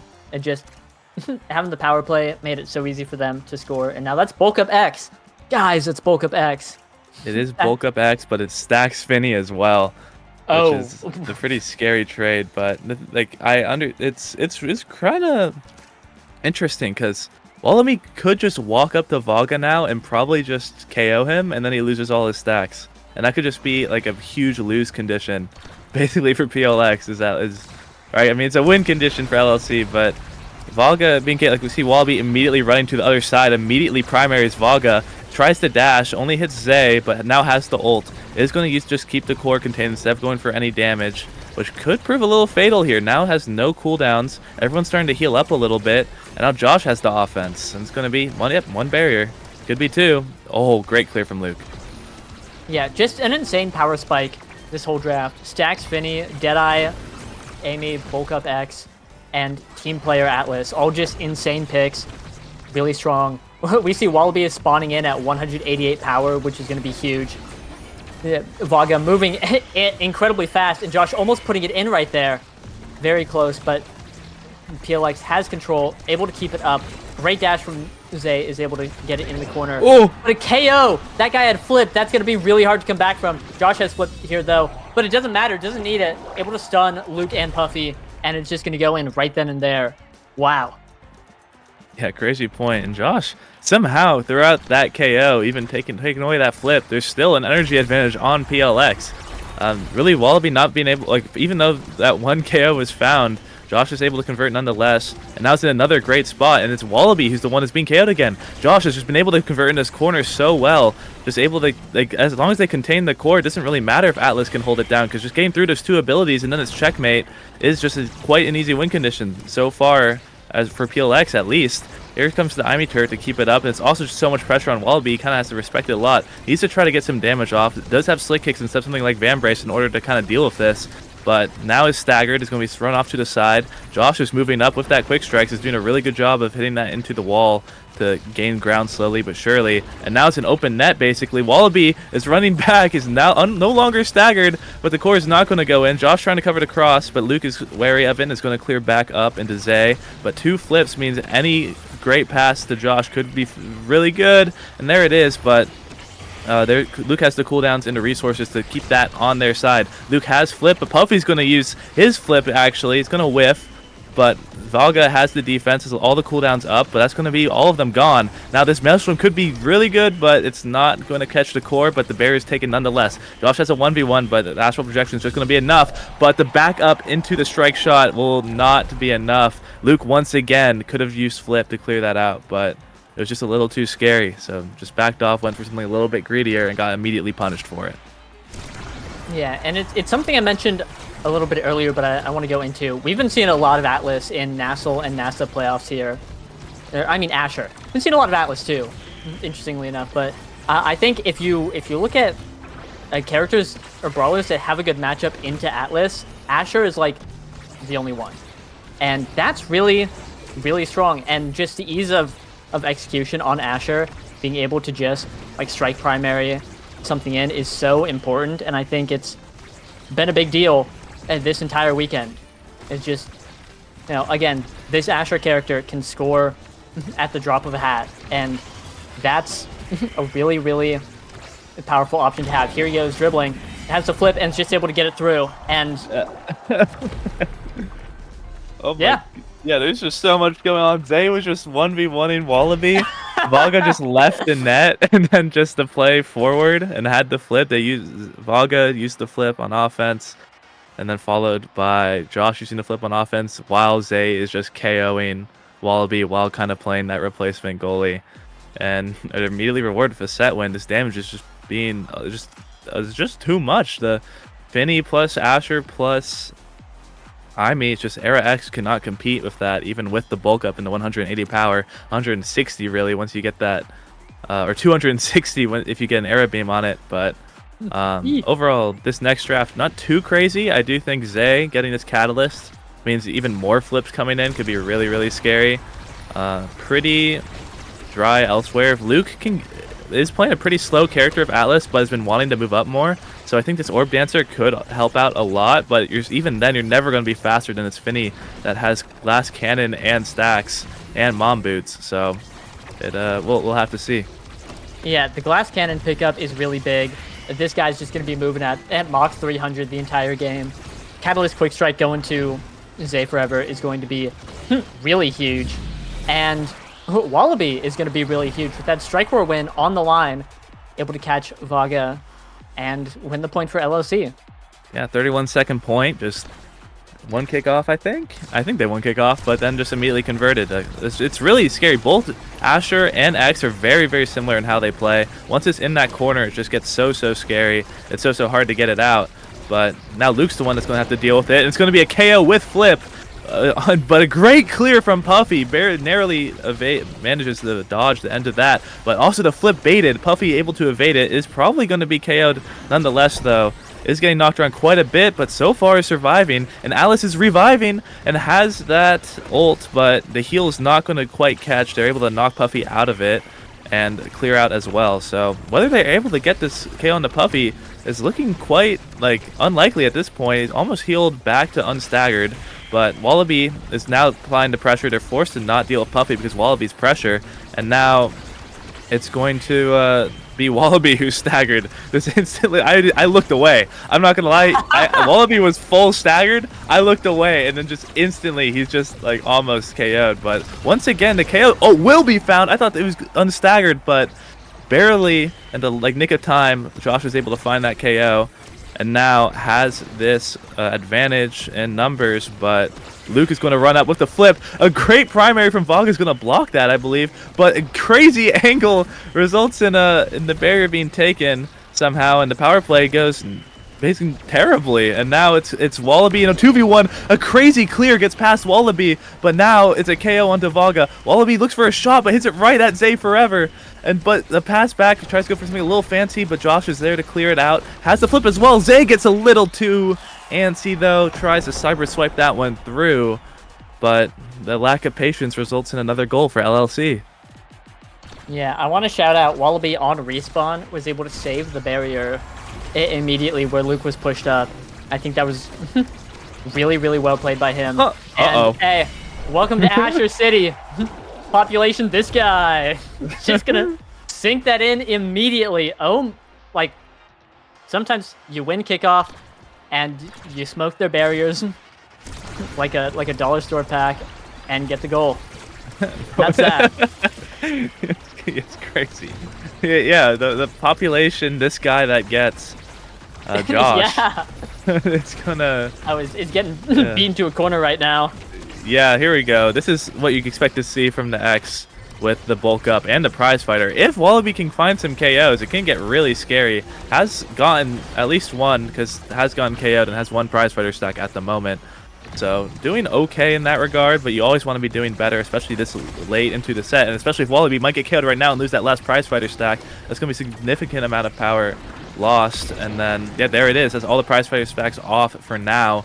But 2 flips from Luke and Puffy should mean this barrier should stay up. Here's one. It's just going to be kind of used to stall out for time a little bit. It's 3 seconds going to be up. But the flip used after the barrier's taken could be detrimental to LLC. The core flies past, but the primary is up. Uses all the abilities, is able to KO Josh. Wallaby is able to keep possession. Zay has flip, but isn't able to find a goal. Vaga is trying to pass it to Zay, but Wallaby finds an angle, and it's going to be Zay trying to defend. Probably going to need a flip for stalling time here. Not going to really find a good offense off of it. We see a lot of stalling coming out from the Finny, but if it gets too close, it can be really scary. But X needs to kind of get a little bit closer in order to stun Vaga if it gets close. Josh goes for a dribble play, but it's going to be blocked off. Has one more chance, but misses the dribble off to the middle jump. Isn't going to get quite in there in time. Zay sending it forward. Josh is not going to be able to cover this. Once it's kind of the difference. Oh, there's the difference. Is Wallaby's going to find a shot. It's kind of the same issue, is that Asher just can't really do anything by herself versus 2 people in the net. Where an X can't really either, but X was able to find the ability to find core speed from a strike earlier, just having 192 power in overtime, being that OP, just being able to red core it on your strikes, meaning basically every strike is a core flip, meaning you have just a little bit better scoring on that open net than that Asher. Usually Zay can kind of assist in order to make that open goal scoring a little bit better, but Zay being forced on defense made it that actually it was LLC that had the better scoring for that play and led to them winning that round. And now Luke has Orb Ponder and Orb Dancers. Yeah, double orbs for Luke here, both stacked up. It's super dangerous. We see not a whole lot for Josh to pick up, going with Hot Shot, which isn't bad, but, you know, not super eager for that. I think a big deal is Wallaby picking up Big Fish. 200 extra stagger and obviously more size on the X is going to make the game plan and execution a lot easier. And there it is, just punch it in. Both barriers down. Flip, burned, saved away by PLX. Stay forever. Incredibly low right now. Vulnerable. Use the flip. Able to get the barrier. The expanse doesn't proc, doesn't hit, and Josh almost gets it. Knocks out Luke, who loses his orbs. And then a great flip from Vaga, who is pushed all the way up, is going to steal that point for PLX. What a crazy turnaround from PLX. Yeah, absolute disaster point for LLC. Lose, like you said, lose all of the Ponders, all of the Dancers in set 5. So it's not like you have a full set to get that back. And the pressure's immediately back on as Josh is able to get both barriers. And now it has flip. So you really can't let that core get there. And Puffy might just get KO'd too. But there's the flip, blocked by Luke. So there he gets a little bit pressure off, but Zay again has this catalyst and his quick strikes. It's going to get flipped like already, but as soon as that happens, it's going to be really scary. Luke uses the expanse already, doesn't have anything to defend now, but isn't going to quite matter. Josh isn't going to win the strike war. Help with the Maelstrom is going to clear that one out. Vaga trying to clear this back up. Zay going to help on defense, probably use the flip defensively and try to get a pass to Josh, but might get the opportunity, although low, to just flip this in. There we go. To see the walk up, we see the cyber swipe, and it's going to be a KO from Josh and Zay respectively to get a second goal. And PLX are looking extremely dominant in this final set of this map. Absolutely. What a crazy point from PLX. The KO on Puffy was big, but the cyber swipe after the flip was such a call out from Zay. Just knowing that Luke was pushed back super far to try and save the goal from the flip and taking advantage of it completely. And there we see Vaga pushed up all the way again. Another flip saved away by Luke, but again, one barrier down. Josh walking up, and you know, like you said, Asher has trouble converting in a 1v2 or just alone, but Zay with the blink and Vaga with infinite move speed means that someone could just walk up and go assist immediately, and I think that's incredibly powerful and doing wonderful for PLX here as they're trying to push forward and get this barrier, but LLC is unrelenting right now. Yeah, they're able to hold, both sides really able to hold on some pretty crazy offenses, but now the flips are starting to come online, and Puffy and both Wallaby are extremely low. Josh's flip will be blocked though, and it might be the barrier on PLX taken despite basically being 2 members down practically. Puffy's able to able to grab that barrier somehow. Despite being staggered, is still alive, has no stagger and no energy, but is still able to kind of contribute with the abilities. But the barrier will be taken, the flip will be gone. A KO from Wallaby is going to be very important, but there's the flip from Valga, has the full stacks, is moving extremely quickly, but isn't able to find a goal, find some stalling time for Zay to come back online, but Wallaby gets a dimer from the cross-map pass off of the drum, and is going to put that in once again. Overtime, just extremely deadly for this 195 power X. Yeah, this game has been no breaks, all gas the entire time, and we haven't been seeing very many overtimes. Once it hits overtime, it's just completely different game. The ball is moving so quickly, and like you said, all that extra power just really swings it in favor of LLC in these overtime points. And PLX has to start winning, has to win this point pretty quickly, or else they just have to deal with this core speed, and the Finny just can't put up with it as well as Strike Shot Atlas can. Yeah, and also this Atlas also have gone the orbs back up, so now it's still at to 5 orbs each. So every time Luke's grabbing an orb, that's a ton of cooldowns coming down and a ton of speed to be able to contribute. We see Luke grab an orb there, gets flipped, all the cooldowns back, and immediately sprints up in order to defend. And there's a KO as well. Wallaby getting that prize fighter and a KO for this power play. It's going to be really scary, but it's going to... Luke uses the flip and loses barrier. Valga has flip in order to defend this as well. Josh is playing Asher, which is a great brawler for playing defensively as well. So the stall goes through. Zay is able to come back up. Almost has flip already immediately upon respawn, but Wallaby's not able to get this barrier in return. Zay's about to have flip and get this out, but Wallaby doesn't score there. Crazy save from Valga and Zay. The flip from Zay is going to hold once more, and it's going to go up to Josh, who has flip, but it's going to be a great primary from Luke that holds it down one more time. Bubby with the flip. Valga with the strike war win. Josh has flip, but it wants to get all the cooldowns out first. Zay is up here. Needs to get an ult or something to help out, but Josh is going to miss the flip. Josh is looking for a shot, but Puffy and Luke are able to clear it out one more time. Josh finds the shot, though, and it's going to be map 1 going to PLX. Wow. I'm speechless.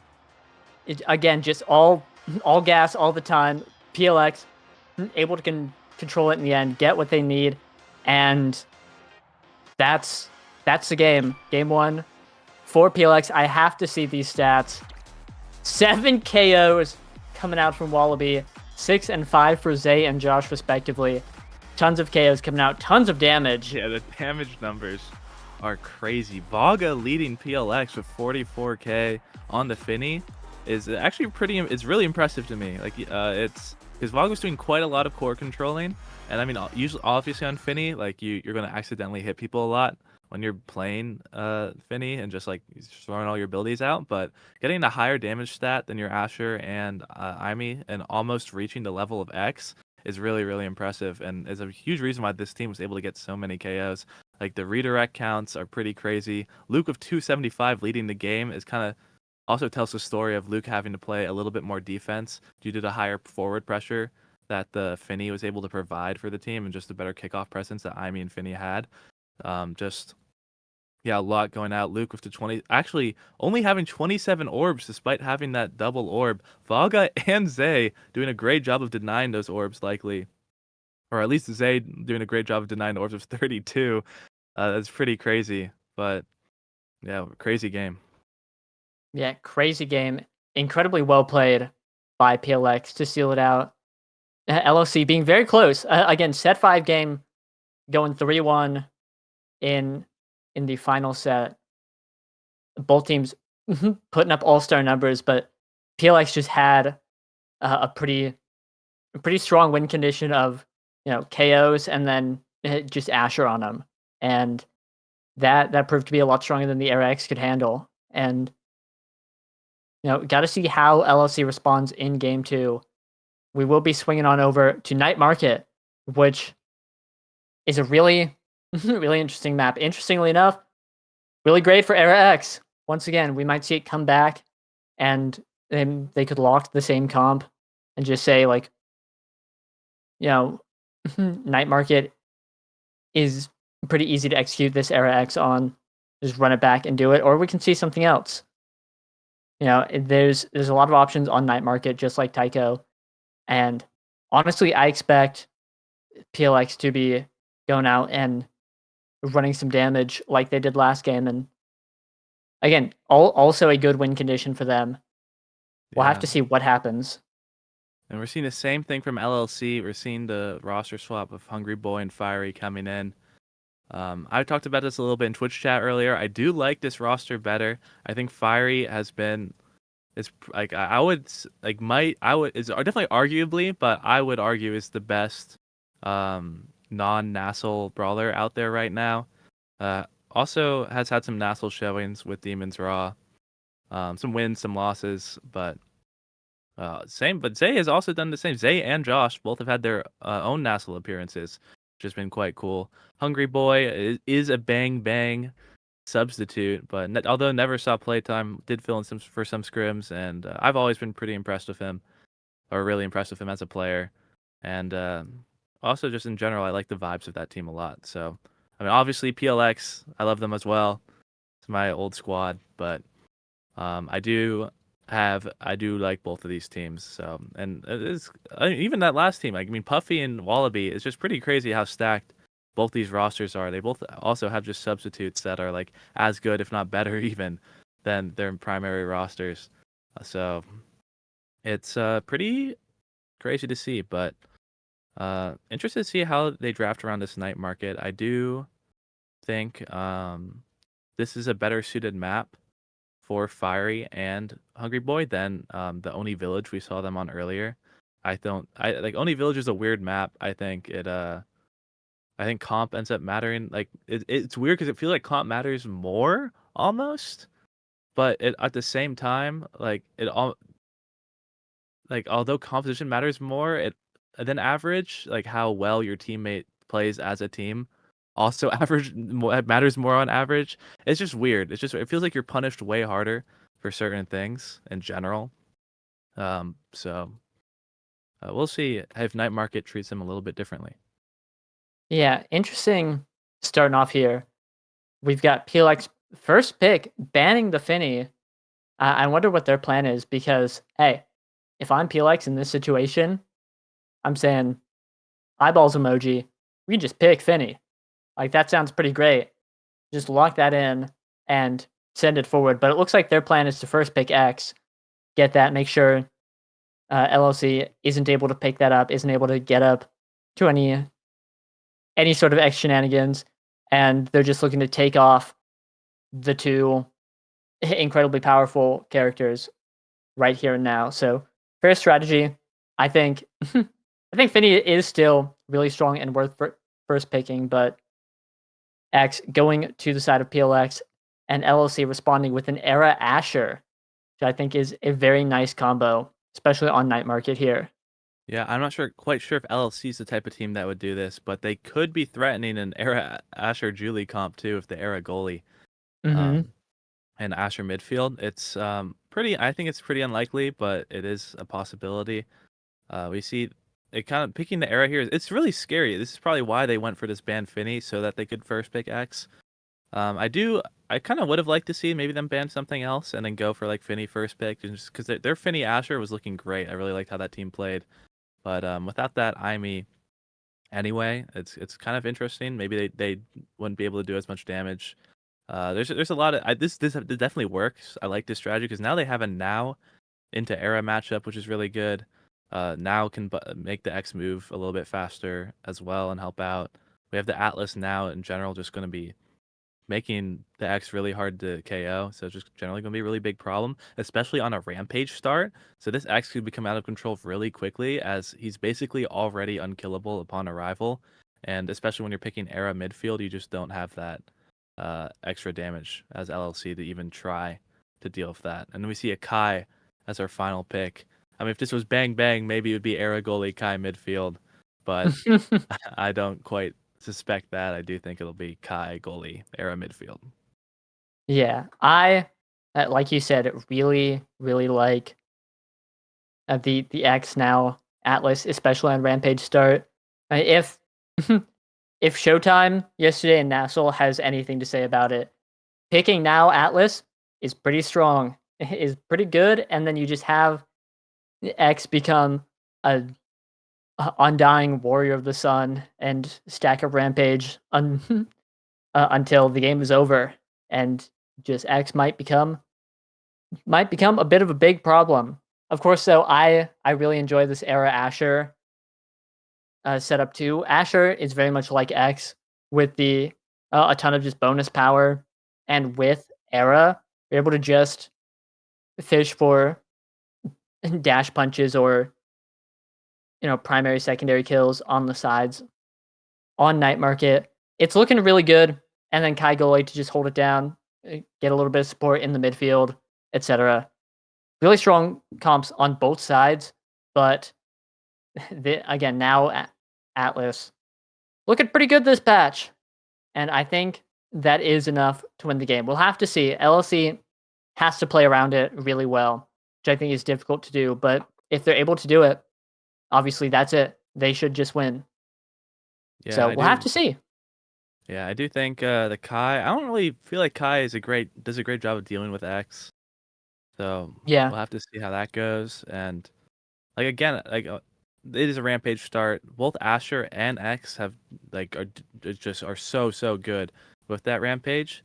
Like Arrow will probably have Castelast and be beaming the Asher as well. So Asher's gonna have like 4 Rampage stacks, then get primaried, and then just be the size of half the map.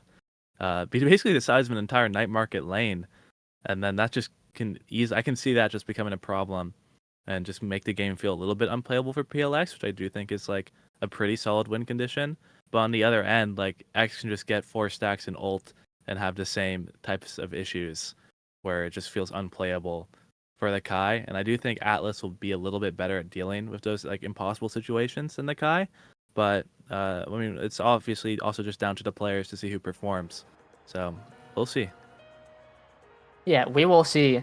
Both X and Asher have base larger strike hitboxes, which means that more size on them, it just like, I'm pretty sure builds, not exponentially, there's a word for it, but it builds faster than other characters with base size.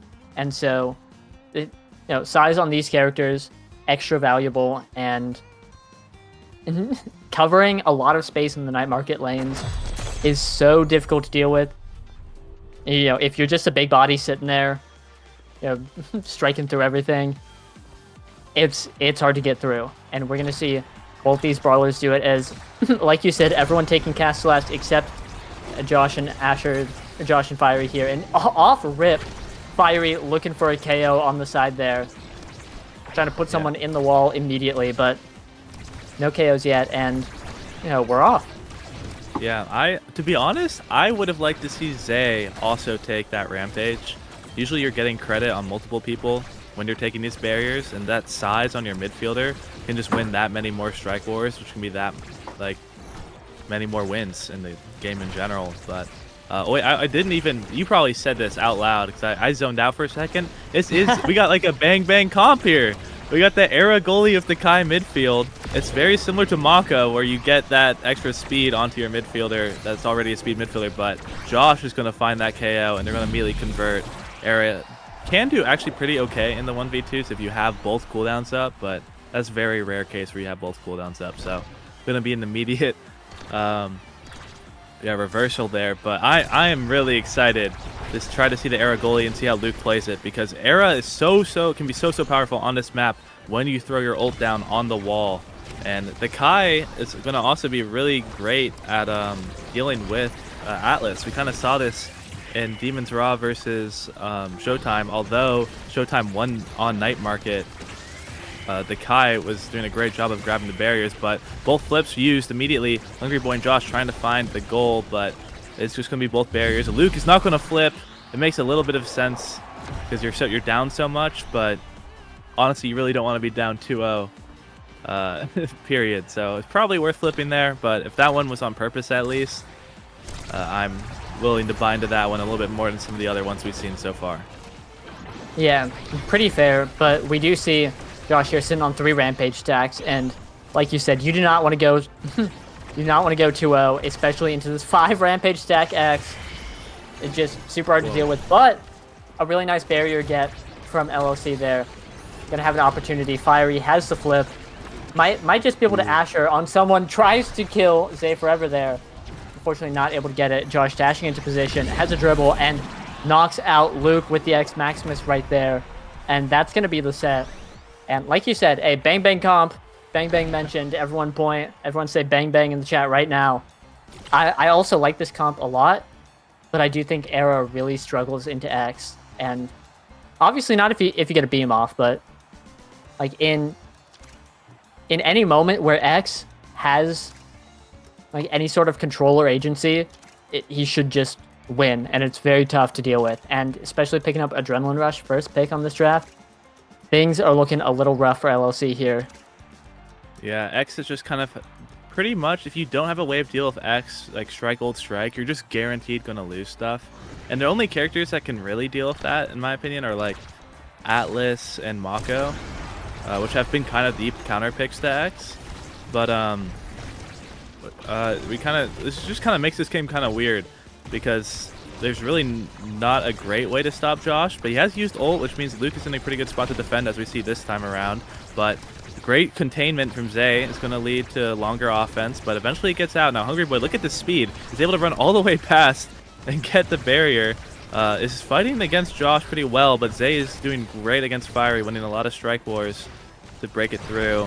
Fiery's going to need to be able to find a way to get that core farther up so that Hungry Boy and Fiery can converge. But we see Luke converging. The power of this Era with the mom boots that you can just run up that much more often and have that much more forward pressure. If you're able to find those spots. But once again, like I said, Josh is able to just strike old strike and immediately get a barrier off of that. Now has the flip, and yeah, both are going to strike. Too scared to react. Understandable. Core goes pretty fast off of a core flip, but it's going to be overall pretty dominant point from PLX. Yeah, it's looking like PLX is just going full steam ahead, not relenting at all, and down energy right now. Josh not having any. Meanwhile, all of LOC on the come up. Luke having this flip, but still just they have to figure out how to deal with the X and quickly, or else that's just going to be game. I really like what Luke's doing right now, pushing up, guarding the speed gate. Has enough speed with that mom boots, like you said, to cover the shot to try and get it on the barrier. Josh is on a little orb quest on the other side. Fiery taking a lot of damage, trying to get in there, but Vaga is holding on the Atlas. The revive does not come out in time for Zay Forever. Fiery looking low. 2 flips for LLC, 1 burn. Luke pushing up, probably looking to use it again, but Fiery with, I believe, the dash is just going to be tapped it in right through the Atlas primary, and that's going to be a goal for LLC. Yeah, and I really saw the composition come together there for LLC. Like you were saying, like Luke was moving up, was able to, as soon as Era's able to move up, then the comp is starting to work. If Era has to play goalie, then you're just playing worse Mako. But once Era is in that midfield area and just basically playing second midfield, now the team has become that much stronger and that much harder to deal with. It's basically like having an eject goalie permanently in a way. If you think of it like that, you can kind of understand how strong it can possibly be. I also think Luke got a really good ult off, and I think that's very, very important on this pick. Era ult can be so powerful, I would argue overpowered on this map if you can catch the core in it. But if your team's not able to work together to create those opportunities, then Era loses a lot of value. And here we see Josh just running forward and just almost KOing Luke, but it's going to be instead a KO on the Josh. Just a great combo, is able to fly that one in, but Vaga has quite a lot of stall tools here. It's going to flip. Hungry Boy's going to catch it to save the barrier, but isn't going to be able to find one for themselves quite yet. But there's Fiery able to get at the end of that power play. Now Fiery's going to have to evade, so it won't get flipped, but Hungry Boy has one here. Might be able to find a shot around Vaga, but right now Fiery trying to box him out, isn't going to find it. Luke tries to get a pass through, but is just going to have to contain for a bit longer. Josh is starting to beat up on Fiery now. Fiery has to use another evade. Isn't going to get a flip anytime soon. It's going to be really up to Hungry Boy to probably score this one, as Fiery is now staggered.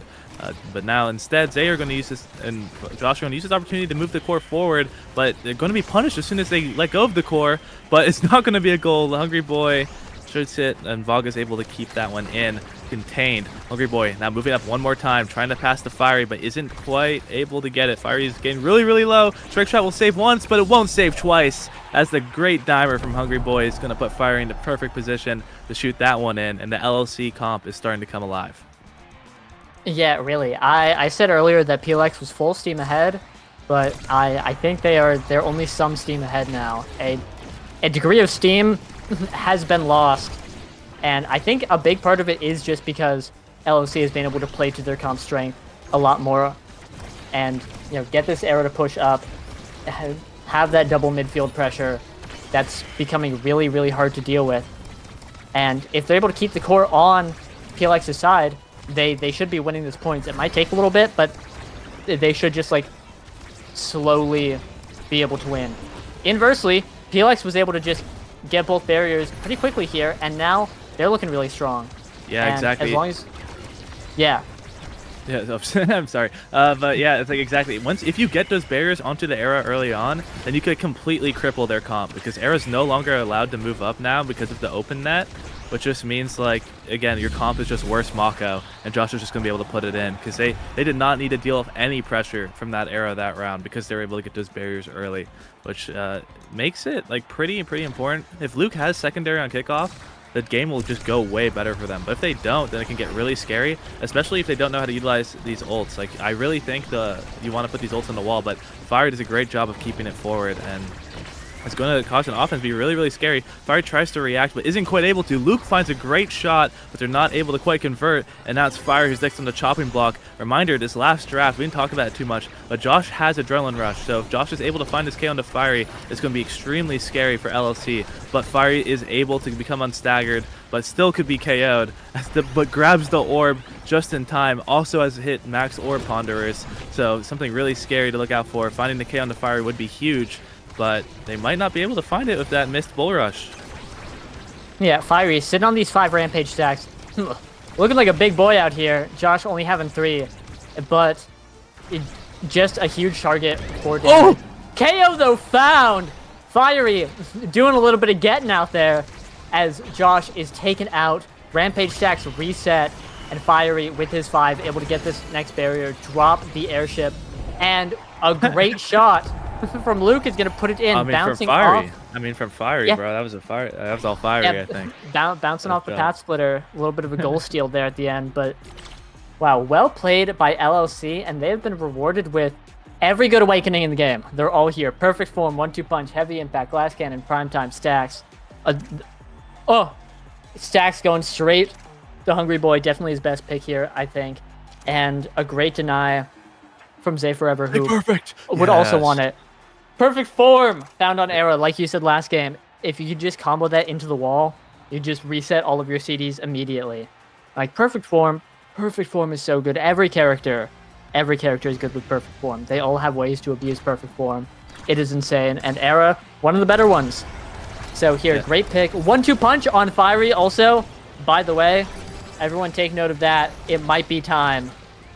Yeah, it might just be time. So Zay gave up perfect form to go for rapid fire prime time, which is reasonable. But there's a scary thing on now where sometimes if you spam your right click, or maybe it just bugs out, and you end up using both of them at the same time if you have 2 of your primaries up.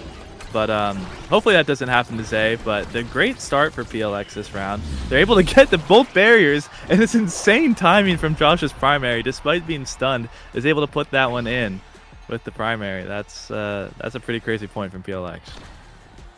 Yeah, definitely. And there again, if they're able to blitz the barriers immediately, they win. They have won. But LLC winning kickoff here, able to push it forward, and now just all the pressure is on PLX. They have to respond. Josh trying to flip to relieve some of that pressure, push it away, but Luke able to catch it, coming up on a flip of zone, getting it right there, and now this is the LLC win condition. It's they slowly just apply pressure until PLX cracks. And now we're on the other side. Them trying to get the ball out. Zay Forever and Josh moving into position to get the offense going, but Luke able to save it, And now the ball's back on PLX's side. With the cycle continues. Yeah, welcome to Night Market. There's a little bit of strike botting going on, just a lot of you strike it into the corner until someone finds the clear, and then they strike it into the corner. It's sometimes not that exciting, but it can be quite satisfying, and to see, like, once it really comes down to it, sometimes it takes a little bit more than that to find goals when the teams are playing so well, which they are right now. Luke right now is going to be able to help clear that out to get Hungry Boy that barrier. And then now it's Fiery, who's looking really, really low, doesn't want to lose those stacks, and isn't going to, is going to be able to put that in on the edge and find a KO on the Vaga. This great stuff. Hungry Boy has almost reached max stacks as well. And the final awakening thing I want to point out is that we also didn't really talk about this in the past set, but Luke has cast the last Chrono Boost era, which is pretty disgusting on your primaries and your secondaries. You're just doing an insane amount of work, but this is another scary start. If Josh was able to get that second barrier, it would have been really bad for LLC. Yeah, here we saw that last point. LLC won kickoff, and eventually just won the point.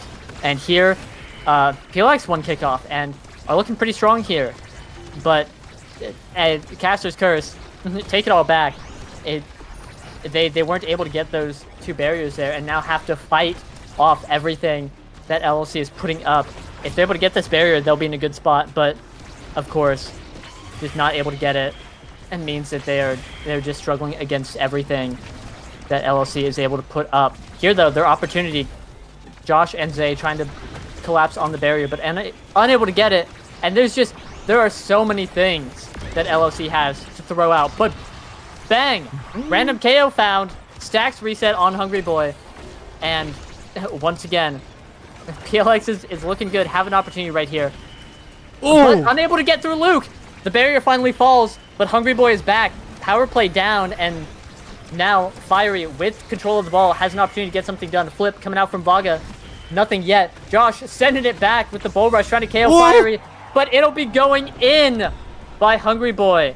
I was too busy watching the 1v1 on the top side. I didn't even see how Hungry Boy put it in. I don't even know. I think Zay, I can't tell if Zay missed a strike or Zay didn't strike, but it somehow got through Zay and just kind of went in. But I want to point out also, Fiery has that 1-2 punch. As soon as it hits OT, a dribble into a strike is a red core, which is something really, really scary and something that PLX will have to be super wary of. But once again, Fiery immediately put on really low HP, has been able to survive so far, but the lack of pressure from being so low results in the two barriers being gone and means Luke can't move up. There's the Orb Ponders reset and the Rampage stacks both gone off of Fiery. But Luke and Hungry Boy are doing a great job of keeping this core up, winning the right strike wars. But and that's really good. Honestly, Hungry Boy being able to hit the core a bunch means that the stacks can come back online as well. But Fiery's back, needs to start building up his Rampage stacks again. Well, I mean, honestly, just needs to end this point.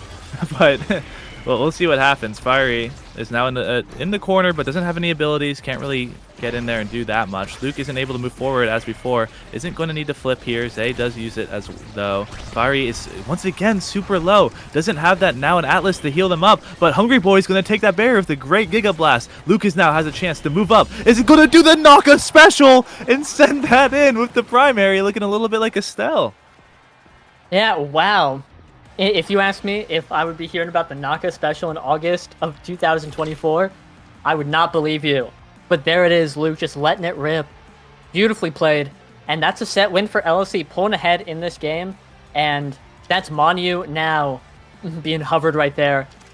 Hungry Boy opting for the quick strike on the set win. Great choice, but having to relent with Orb Dancer, Atlas, and Manu now.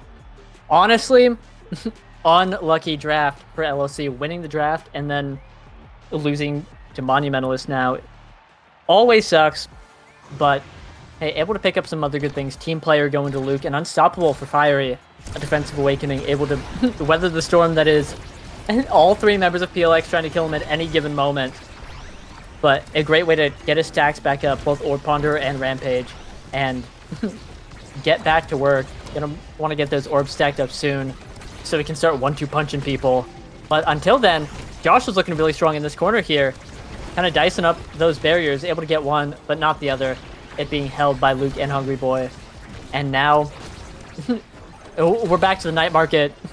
Night Market Adventure. Great strike war from Josh, though. Gets the second barrier. Luke has a flip now. Looking really good. Has a team player, too. LSC, both members having flip. Josh having a flip. That's dangerous. PLX needed it out here. That's their chance.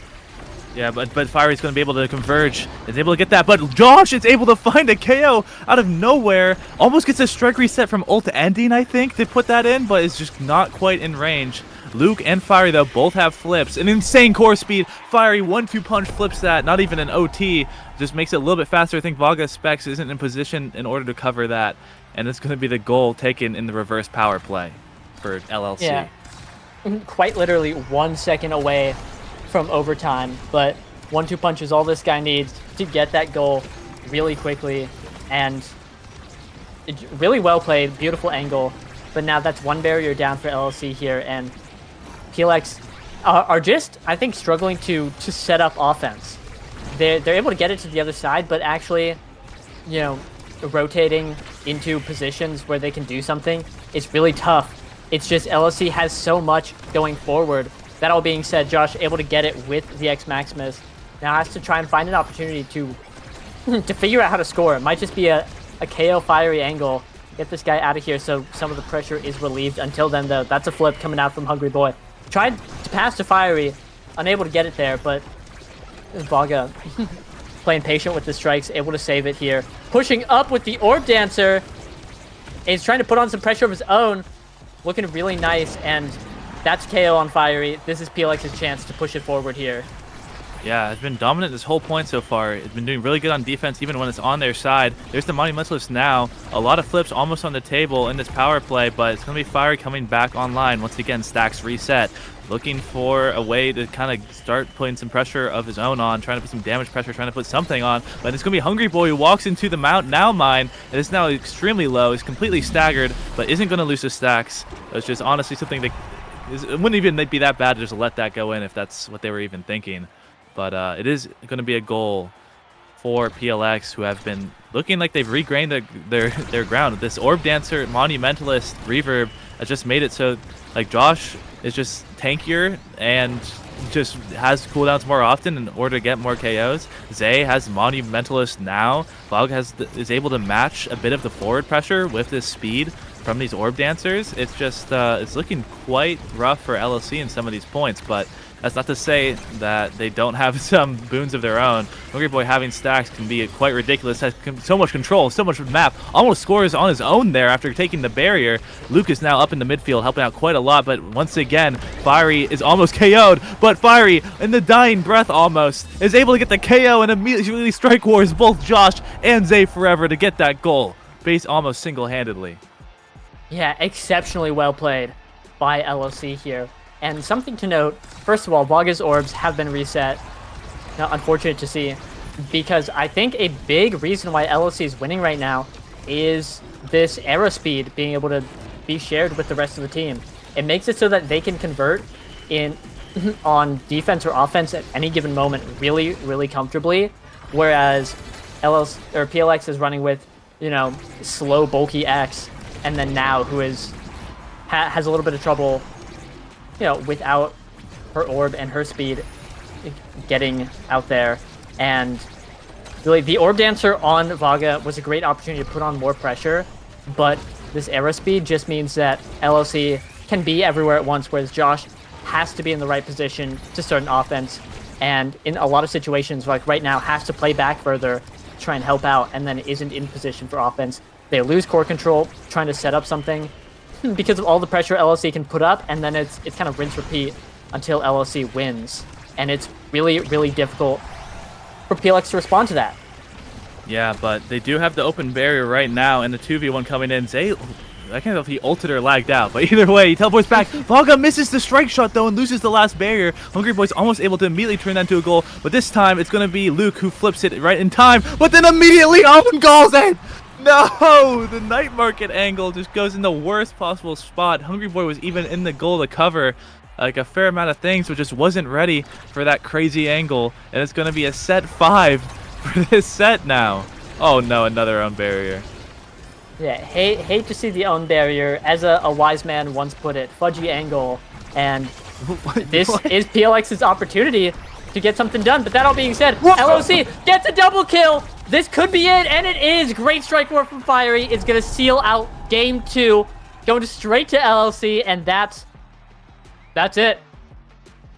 I mean, Giga Blast. I think Fiery hit a primary into a Giga Blast from Hungry Boy, just does a double KO into immediate strike war win from Fiery to put that one in. What a crazy turn of events to bring us to game map 3. Just like we've been talking about that whole time, like Luke being able to be that third presence in the mid, or the second presence in the midfield, being such a huge deal for this team, working really well with Hungry Boy to cover the right spaces in order to kind of completely cramp up where the core was, just always keeping it on the opponent's side. Hungry Boy getting that stacks on stacks was critical, and Quick Strikes just kind of became a complete monster with the Era speed and the Kai speed, just able to kind of blitz in and just take control of that game as well. 284 redirects.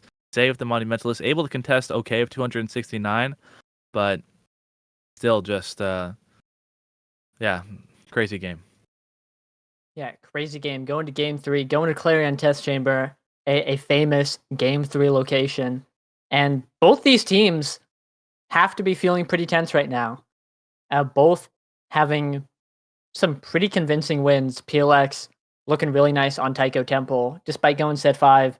Their set 5 was very dominant, and LOC kind of just playing to their comp strengths really well in that second game, able to just play to their win condition and execute it. I believe winning in 4 sets, and now it all comes down to this. Winner of this gets to move on to grand finals, where obviously they take on Chikara Chatting and fight to win NASA, all of it right here, and win a spot in landing for free, just straight there. A lot of stakes riding, and before even thinking about winning grands, both teams have to think about winning this next game right here.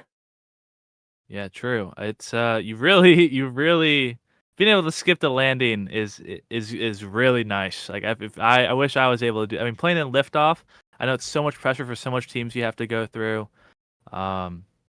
It's just it's playing through Launchpad too. Like I don't quite remember if any NASA teams are put into liftoff directly.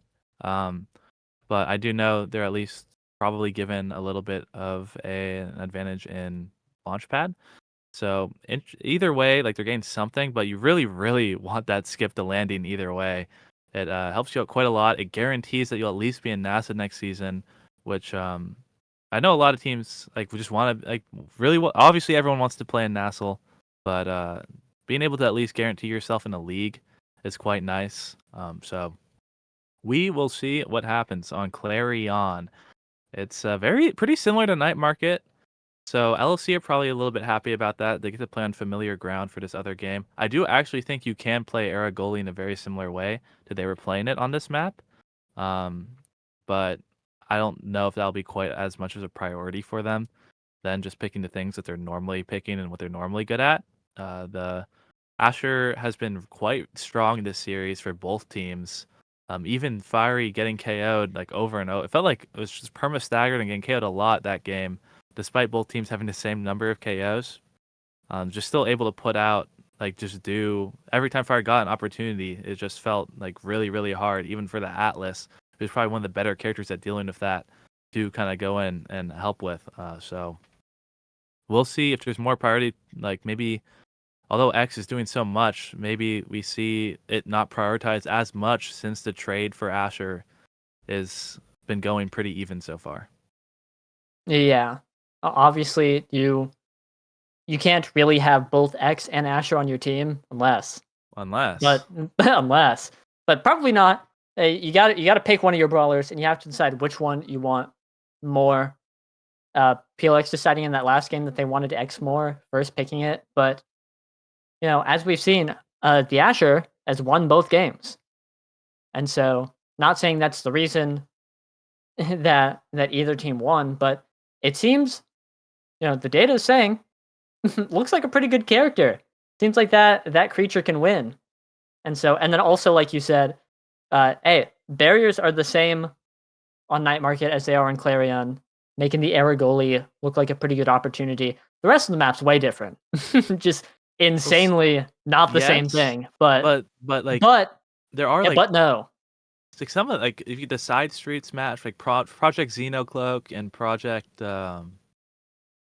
Maelstrom, like both of those maps, your ult like is very it's pretty similar to Night Market on those two especially, where you have the Yeah. narrow lanes. Even the Atlas one is also really like it feels like Finny is God on those maps, and Era is kind of similar, and that your ult just completely covers these like pretty important lanes to be covering. So I do think Era can play in a similar way than on Night Market on those three, especially. I do think on the open maps, it's a little bit.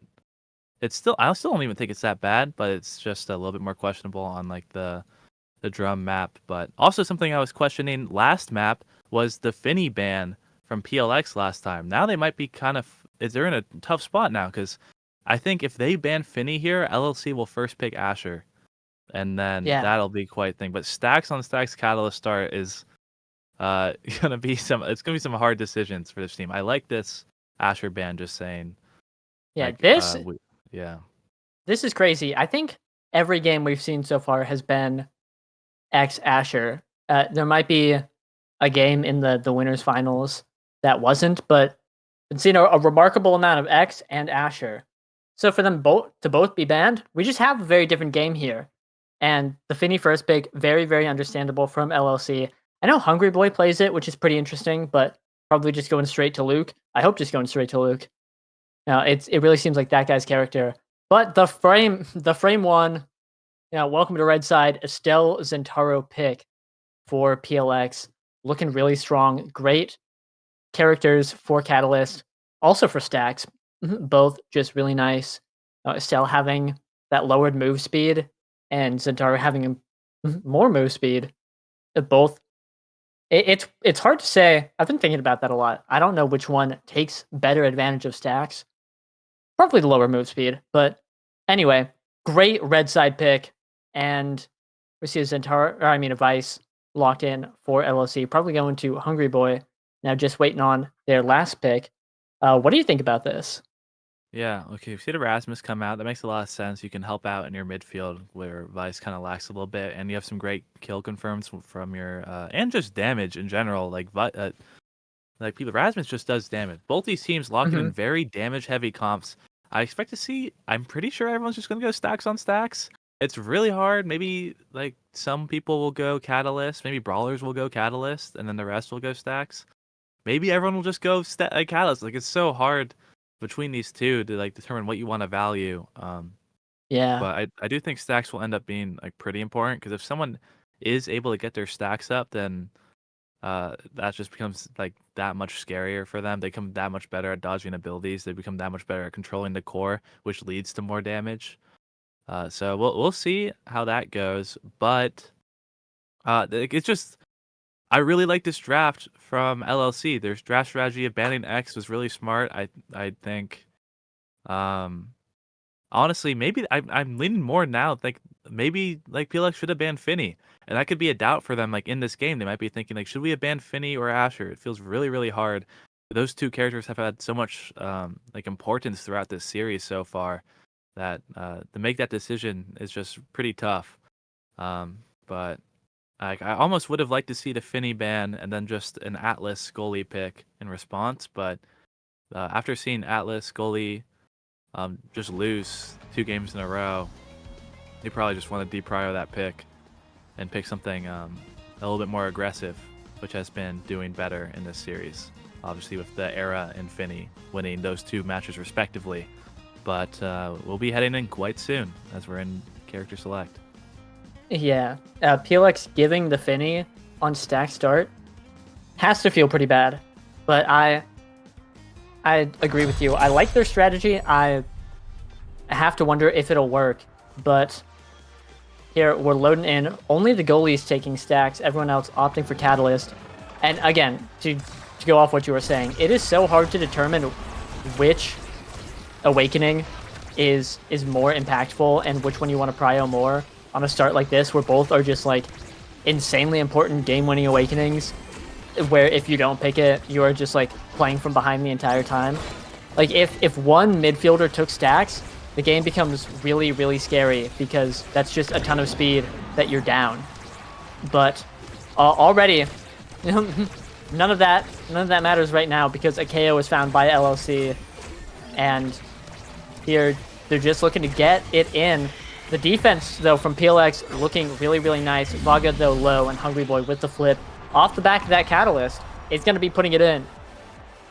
Yeah, just great patience. Hungry Boy and Luke, they get the power play. Fiery staggered, says, I'm just going to walk back. You guys take it from here. Neither of them have any CDs, so they just stall for quite a while. Goodbye, Josh. Already almost KO'd. Fiery uses the flip a little bit preemptively, though, so Josh is going to survive. It's quite hard to confirm KOs on this map, since Josh can just hang out in the around these walls and then just kind of not get KO'd. That does mean Josh is effectively out of the point when low if he decides to do that. So can be pretty scary nonetheless, but still permanently staggered still. Finally gets KO'd, and now it's Fiery. He's going to mount an offense versus Vaga, but so far they've been able to hold. There's a flip to kind of keep it stalled for a little bit, and it's going to be Josh coming back online.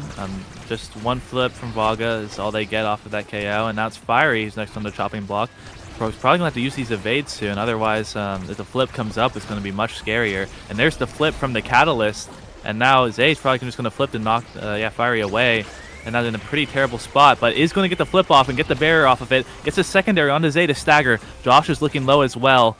And now Hungry Boy's going to come up and probably have a lot of cooldowns and be quite scary to Zay, but it's not going to matter because Fiery's going to put it in before any of that can happen.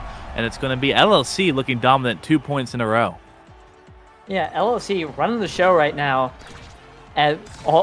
Luke all stacked up on the stacks on stacks. Vaga at 122. Not quite all the way there. Likely from the KO in that first point. But it seems like LLC is just having an easier time getting these barriers. Like right there, Fiery is just able to pick him up both really quickly. And an unfortunate own goal, I believe, coming out from Josh here. That's going to be 3-0 for LLC, and they're looking dominant. They've got the Finny, who's incredibly fast and providing a ton of support, and then just huge damage and infinite flips coming out from Hungry Boy and Fiery. It's really impactful here. It's looking really scary. This composition that LLC have cooked up looks really strong. The core control provided from Finny and Rasmus without giving up damage has just been fatal so far. Just Vaga playing Aimi means if the core gets into melee range with Vaga, there's really nothing Vaga can do to get that out versus a Rasmus of secondary, or just a Finny covering a cross clear, or don't even get started on Vice ult just being pretty unstoppable. So really, Aimi needs the core to be on the opponent's side of the field, but Finny's just so good at keeping it on the opponent's side, especially Luke with stacks, just being able to play midfield as well, just walk up and have that same pressure. It's going to be scary, but Luke is punished this one time, and now it's going to be PLX who get them out their offense. Maybe. Maybe. A big maybe. My bad. Fire gets the barrier. Hungry Boy being forced to flip. Getting staggered right there. Dangerous situation, but a big finish coming out from Luke is unfortunately going to be putting it in. Flashing a crisp diamond emo, letting the folks at home know what's going on out there. And crazy start to this set here, but yeah, as you were saying, it's really hard to get anything done as Amy when the core is on your side. And great flip coming out from Zay to keep it out. They just have to be able to get it on the opposite side and get something done. Huge KO coming out. A ton of energy just ripped right there. Kind of unfortunate for PLX there. Josh looking low as well, but now they have the offensive momentum. They've got the pressure going on. Fiery has, seeing red on respawn, trying to take out Josh, but it's going to be the Finny card getting it done. Great glitch pop from Vaga. Gets that barrier, and now they just have to hold out for Josh to come back and see if they can mount an offense then. Yeah, they're able to hold on, but great strike board from Vog at the end. That core was moving pretty fast, but it's still going to be able to hold for now. This barrier is not being taken out. Fiery does have flip, Luke has flip, Hungry Boy has flip, uses the primary and gets the stun and quite a lot of damage, but is not going to get the barrier. Zay is now staggered. Josh is also staggered, but if they can get the goal, none of it matters. Luke, though, is going to have flip. Hungry Boy, I think, strikes it into the Ivy turret, which is going to be pretty bad, but Zay is KO'd, and now it's going to be a flip from Vaga to try to stall, to try to put it in. Luke is going to decide not to own goal this time, and it's going to keep the core up instead. Fiery is going to kind of go for some crazy cook, but it's not going to work out, and that's going to be all of Fiery's cooldowns down now, and that's really the main scoring pressure is going to be coming from this Rasmus, but instead, really nothing's going to come out of that power play. Fiery has the flip, though, can find a shot, hits it right at Vaga, reads that the glitch pop's going to come out to cover that open space next to Zay, but just, yeah, great shot from Fiery. Yeah, this is looking like a repeat of the story from last game where PLX has a great burst comp. If they're able to get it onto the other side, they should just be able to get both barriers and score pretty quickly. But if they can't convert off every opportunity, then LLC is just going to win slowly. They're just like just have more consistent pressure, and it's really winning them the game here because it's looking like PLX is just permanently stuck on defense, and that's not what their comp wants at all. Yeah, it's pretty rough. The damage immediately coming back onto Josh. Both barriers taken as well. Oh, Fiery runs into the center, I think, to get a little bit more energy from the Catalyst. Genius play.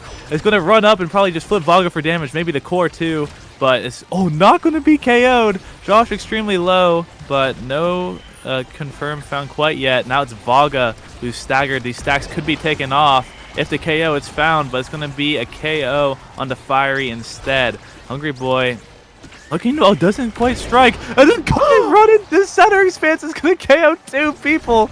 Now Luke is going to have to hold. Fiery respawns in order to get that last critical save. It's kind of a scary 1v1 for Luke here, though. Probably doesn't have that many cooldowns. Zay is spacing really well around the possible Finny primary that could come out, but it's going to get through eventually. The pass up to Josh is going to try and break through with the IA rush, but it's not going to be enough. Hungry Boy almost saves it, but then puts it in immediately after.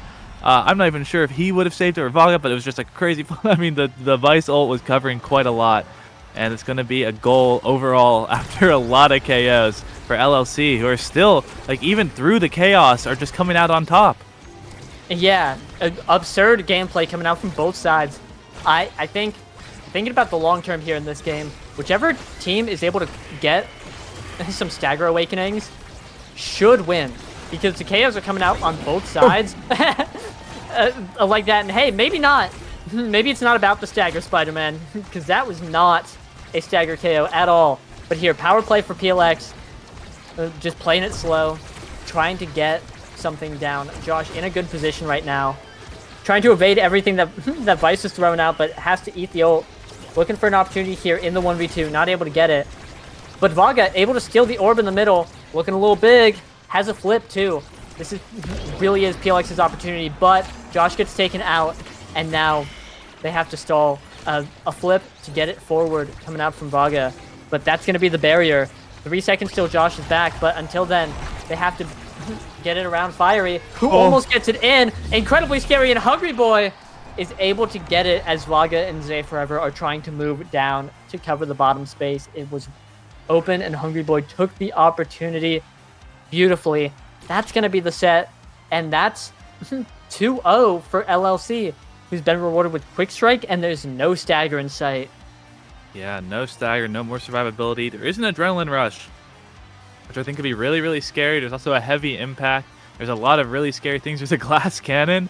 They kind of pretty much deny. I mean, part of it's going to help Vaga on defense a little bit, but and wow, the heavy impact just goes through all the way to the Zentaro.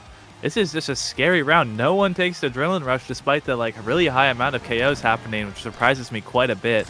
But we'll see what happens. It's just even though I think Zay has been playing so great around around Luke, it just doesn't matter. Once Luke gets those stacks, he's just so fast that it just kind of becomes God, and just really nothing I feel like PLX can do to break through the defense of this Finny. In the meanwhile, just like Finny's also doing 1 trillion damage. So is Vice. So is even the Rasmus. Just being huge problems. Josh is staggered. But 1 barrier apiece. Zay, even though Zay has this flip, it's going to be really hard to find a way to use it through this Finny speed. Finny's just going to run all the way up to where it's flipped to. We see another flip come out from Hungry Boy. Tries to pass it to Fiery. Isn't going to quite find it. Josh is still staggered, but the KO hasn't been found. Kind of a back pass from that Vice ult. But Luke's ready for it. Is able to strike that one forward. But now it's going to be Hungry Boy who's taken out. Now Fiery's going to move up. Isn't able to get that barrier, which would have been so huge for this point. And Zay almost gets KO'd. If Luke had timed it, I think maybe that would have been a KO. But instead it's not going to come out. Luke is going to win the 2v1 instead, though. And Hungry Boy is going to push it forward. 1-2 punch in overtime. It's going to be Red Corian with just strikes alone. And it's going to be Fiery who has a flip but isn't able to get it off in front of the net. Luke almost wins the strike war versus the primary from Josh, but it's not enough. It's going to go past, though. Josh has the shot, and it's going to win the strike war versus Hungry Boy. Doesn't even need the flip to get this first point, and a huge KO on Hungry Boy results in a huge play overall from PLX to get one of their first kind of good points of this series, I'd say. Yeah, and then immediately, kickoff has been played by LLC and has unfortunately not been played by Josh, who has been just annihilated against his will. I guess nobody gets annihilated willingly, but unfortunate to see. Makes things really hard for PLX here because that's both barriers and a flip in their face, and it's just going to go right in. And that's another really convincing LLC goal. You mentioned PLX had a really good point, that last point, but LLC's been having many good points this whole game.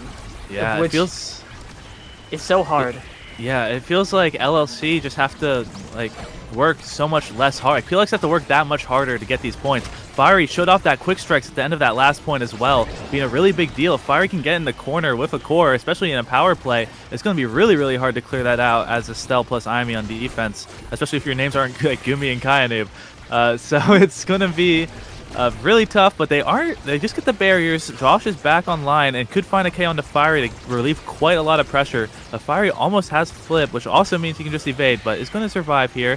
Both barriers are going to be taken, but Josh whiffs the second strike and is not going to get the barrier in the end, and Josh might get KO'd for it as well. Fiery is forced to flip, though, doesn't have it for the offense, but almost gets a dribble play. Is slowed down, though, because of that stagger, but Luke is now in the front lines, has that speed, and wants to score it himself. He wants to score, he wants to win with his goal, but it's not going to work out. He has to go all the way back. Hungry Boy moving up, has the flip. Even though Fiery's dead, Hungry Boy can score this with the flip. Isn't going to have an open shot, but gets the read once again on Davaga. It's going to be, instead of Fiery, it's going to be Hungry Boy who does that same shot that goes straight towards the goalie, and is going to get that shot, putting them on match point. Yeah, Vaga seems to always go to cover the cross side of the net, which makes sense. Having that eject button, if you just blink to the other side, you can blink back and have a chance at saving it. But it just going for these these corner shots have been really working out for LLC. Fiery now staggered. I've noticed at PLX on the point that they won, it was because Josh wasn't getting KO'd, able to stay alive, and then them getting a good KO on Hungry Boy. If they're able to get this KO on Fiery, that could be monumental for their chances of winning this set and staying in the game. Until then, though, barrier down. Things are looking really rough for PLX as the flip comes in. Goes wide, Stay Forever with his own flip, gets the barrier. This is their chance. Vaga pushing up, ejecting back.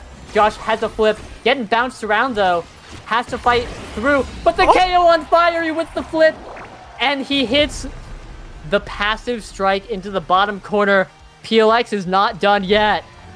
I mean, it looked all but over for PLX, but able to pull that out. If they can do that just a few more times, maybe get some stagger awakenings. Vaga immediately grabs both barriers at the start of the round. Their momentum is huge right now. The flip from Hungry Boy is going to grab one barrier, but Zay's going to block that hook. It's going to be now a crazy defense. Fiery has the quick strikes. Zay's able to get it out. The Hungry Boy's ult's not going to result in the barrier, but Luke's will be. Fiery's in the corner. Can maybe use his quick strikes, but wants to pass the Hungry Boy. Strike primary is going to be enough, and it's going to be LLC making it to your grand finals to return for a rematch versus Chatting. Yeah, a quick end to an explosive game, but LLC just, like you said, having an easier to execute comp, doing a little bit of executing themselves, and locking in, what, 2 more KOs than PLX, who had the Estelle Zen, like the the premier KO meta comp, but just Finny, Vice, and Rasmus, they got hands, dealing a ton of damage and just having so many KOs, just kind of permanently turning Josh into a staggered guy on the field that can't do anything. And I think that won them the game. They just turned off all of PLX's offense. And what do you do? How do you beat that? I mean, if you look at the stats, like in every category, every LLC member has more damage than their counterpart. Almost like as a team, LLC has like 70 more redirects total than PLX as well. So just have that better core control with the Finny and Rasmus, have even more and seemingly more damage with the Rasmus and Finny as well. Probably it kind of works both ways. You get more core control, you get more damage. Hungry Boy with the 30k damage, only one to have less redirects, but it doesn't matter because Fiery was just able to assist. So was Luke. Fiery and Luke being able to assist in the midfield on their damage comp just made Hungry Boy that much more effective at dealing damage. 6 goals on Hungry Boy as well. It's pretty common to see this when you have a Rasmus. The Rasmus kind of forcing like a cross clear into the midfielder, getting the goal, playing Vice or Estelle, and that style of play just working out really, really well. Like you see a lot of orbs coming out of PLX, and it kind of because they were forced to just go for orbs so often because they were just so low on health so often. Vaga has like 20 more saves than Luke because it was just on the core on their half just so much longer. Just such a harder game to play for that team.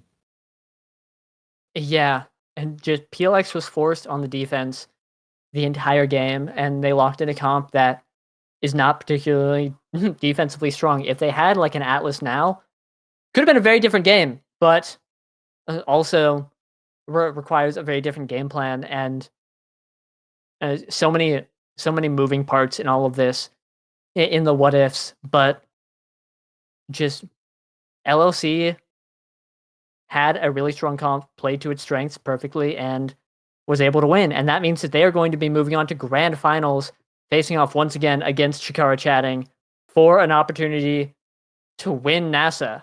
North American Strikers Academy Grand Finals coming soon. Pudgy, any last words? Hey, I mean, don't go anywhere. This is going to be, I think, the highest level NASA finals we've ever seen, and I'm really excited to see it. I feel the same way. So don't go anywhere. We'll be seeing NASA Grand Finals in just a moment. Till then, bye-bye.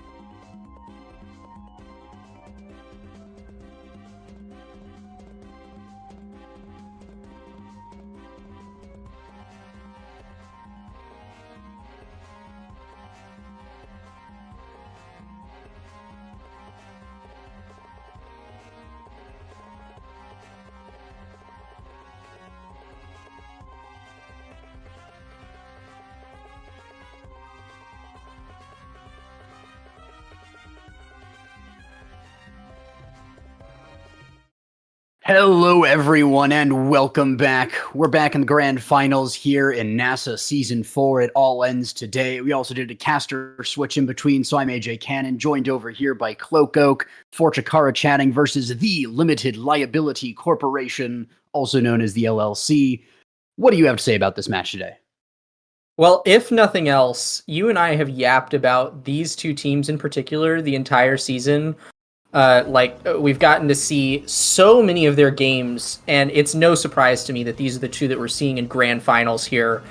LLC have been like just a fun comp, I would say. Like their team roster always brings like a welcome amount of chaos to the game, I would say. Hungry Boy's got that like vice midfield that he's rocking from time to time. Today, he'll be rocking the Era mid, or no, that's Era goalie. We're looking at a double brawler here. This is Hungry Boy bringing out the X, which is a welcome show put on by the LLC. And then on the other side, we have Bloom running the Finny goalie. This man's been in the Finny goalie mines, and that character is a wee bit disturbing. So yeah, definitely both these teams moving into this match, we're about to see nothing but greatness. Yeah, we did see that Vice actually banned out by Chikara chatting, giving it the respect that it deserves. Hungry Boy not allowed to be on that pick, but I mean, you ban out the Vice and you get double brawlered with an Era, so I don't know if that was a trade that they're actually wanting there, especially as we see Carmine almost dying there, even on Asher, known to be fairly tanky, especially with that secondary. And Brawler's getting it done. 2 barriers go down, goal scored immediately after as Fiery just takes it in. Yeah, no, this is a very, very scary set of starting awakenings for double brawler as well, because Hungry Boy and Fiery both get to start off with Big Fish. So, I mean, you've already got just a ton of melee abilities. You can see right there that Bell Ringer is taking up the entire Night Market lane. And so between these two melee characters, they can already take up a lot of space on Night Market. And now they're just even more imposing, immediately grabbing both barriers. Fiery standing menacingly in front of the goal with Flip. And so far, the LLC looking quite strong in set 1. Yeah, we do see that both goals open here. We do see Chikara chatting fighting back a little bit. The core flip, though, not going to get through that Asher. And we're going to see, though, one person does get killed. I believe that's First Blood over to the LLC, and they're looking to potentially get the goal off of that, too. But a great card, timely out of Maloom, even getting it through Fiery there, who had the punch available. The dash also not able to get it through. The enemy ult, though, buys a lot of time. The Arenado not quite getting the kill onto reset. Neither does the Bell Ringer punch combo. Just so much is being used, but the defense from Chatham is rock solid. Yeah, no, they're defending incredibly well right now, and not even having to burn a ton of cooldowns to use it. Of course, cooldowns not really too much of a concern when you're looking at Finny. She gets those things back, but faster than you can even say, hey, that Finny's cooldowns are gone. And with that, Carmine actually just gets a pass up from the strike shot there. Will manage to send it into the bottom corner. And that'll be Chatting tying up the set. Yeah, really nicely done. I was fearing for the side of Chatting there when they were in that 2v3 with power play, and it looked like LLC was about to take things in, but Chikara chatting not going to go quietly here. The core flip used in front of the goal as well, but waits a little bit too long, doesn't get the speed. Of course, had to wait. Great snipe from downtown by Fiery. As we see, it goes back to Carmine in the end, though not perfect core control. As you see, reset on that midfield. And that's going to be a kill onto the Era. I think there was a downtown card out of Maloom that actually just sniped the Era, and that's going to be the goal going in as well. Really nicely found by Carmine on the goal, but Maloom hitting a downtown card, and Luke just not expecting to just get blindsided from nowhere, even had the core flip available at that time and just didn't expect it. Yeah, I mean, I got to call out Reset for that play as well. Definitely abusing the range advantage that she's got up against this double brawler comp. Doing a really effective job of feeding Carmine, all that stuff, as well as forcing Luke into the back of the goal box. Speaking of forcing, Carmine forces two members of the LLC off the board. This is an Era goalie alone in the net, a double power play. And there's Carmine putting it in the top corner. That Asher on quarter offense is disgusting enough, and Luke is just one Era goalie all alone. Not too much you can do in that situation. Chatting take the first set, and that'll be Bloom with the set MVP. Yeah, and what a choice here. Deadeye for more kills, Orb Ponder, Team Player for more passing. Perfect Form is even up as well, though it's not quite as good on the Fni. Gonna be the Orb Ponder pickup. Makes a lot of sense. You're in that goal, you're just picking up orbs the entire game. And that's going to mean that we have Perfect Form going the way of Asher with Quick Strike denied by Luke there. You don't want to be facing Asher with Quick Strike. And it is actually going to be the reset was hovering the Deadeye there for more kills, but it's just going to go for the extra special. Just the safer play, more core control, not banking on the kills as much, just going for the cooldown so you can control the core more. But of course, the extra special does help a lot with the Imi ult to get some kills on the board and to control the enemies too, so it's definitely not giving up too much in that respect. But Delberry goes down really fast. The X Maximus not quite able to get it with a big finish from Fni, able to defend, but Luke just takes so much damage off the back end of that with a card from Fni as well. And the double brawlers have to play all the way back, and that gives so much space for Maloon to pass to reset up to Carmine, gets the barrier. The Aeronator is not quite perfect, but the Cyber Swipe is taking the core and the X into the net. Yeah, that is just incredibly good coordination there. Throughout that entire point from chatting, Loom just really effectively putting out damage on the back line. Doesn't seem too concerned about like having a ton of abilities up for defense, is perfectly content to use all of the abilities that Finny has to just be a nuisance to Fiery and Hungry Boy, as well as Luke, like pushing Luke all the way back into the goal box as well. But that being said, the nuisances this go round will be the LLC, Hungry Boy and Fiery finding a kill there and a goal shortly thereafter. They'll tie up the set. Yeah, and it is one of those things, X does scale, especially with that era. Luke actually running super far forward there, attempting to test the core, but just going to run back in the end. But X does scale as the game goes on, so it's a great showing off the start from Hungry Boy on that. So as long as they don't fall too far behind and they can make the points drag on to get the levels as well, there's a lot of potential here for the LLC to come back in a surprising sweep, especially if they're going to do things like that with Fiery, nice pass down to Hungry Boy. Yeah. Something else that I do want to call out as LLC take a 1-point lead in this set is Hungry Boy actually picked up Team Player in that last draft. Normally, you'd look at a forward-taking Team Player, holy crap, Fiery, KO, nice job, that's another power play for the LLC. Normally, you'd look at Team Player and you'd be like, oh, he's not gonna get a whole lot of use out of that. I actually think this X is gonna score a goal before I can say anything else. This X will take the set. Hungry Boy securing the set. Something to keep an eye out, though, as Hungry Boy gets a well-deserved set MVP here. Well, there's lots of stuff to love here. Potentially, we could see a Might of the Colossus pickup, but I think that just as easily, stacks on stacks, rapid fire would be nice. He does go for the Might of the Colossus. Here's why I really like that. Power plus Team Player.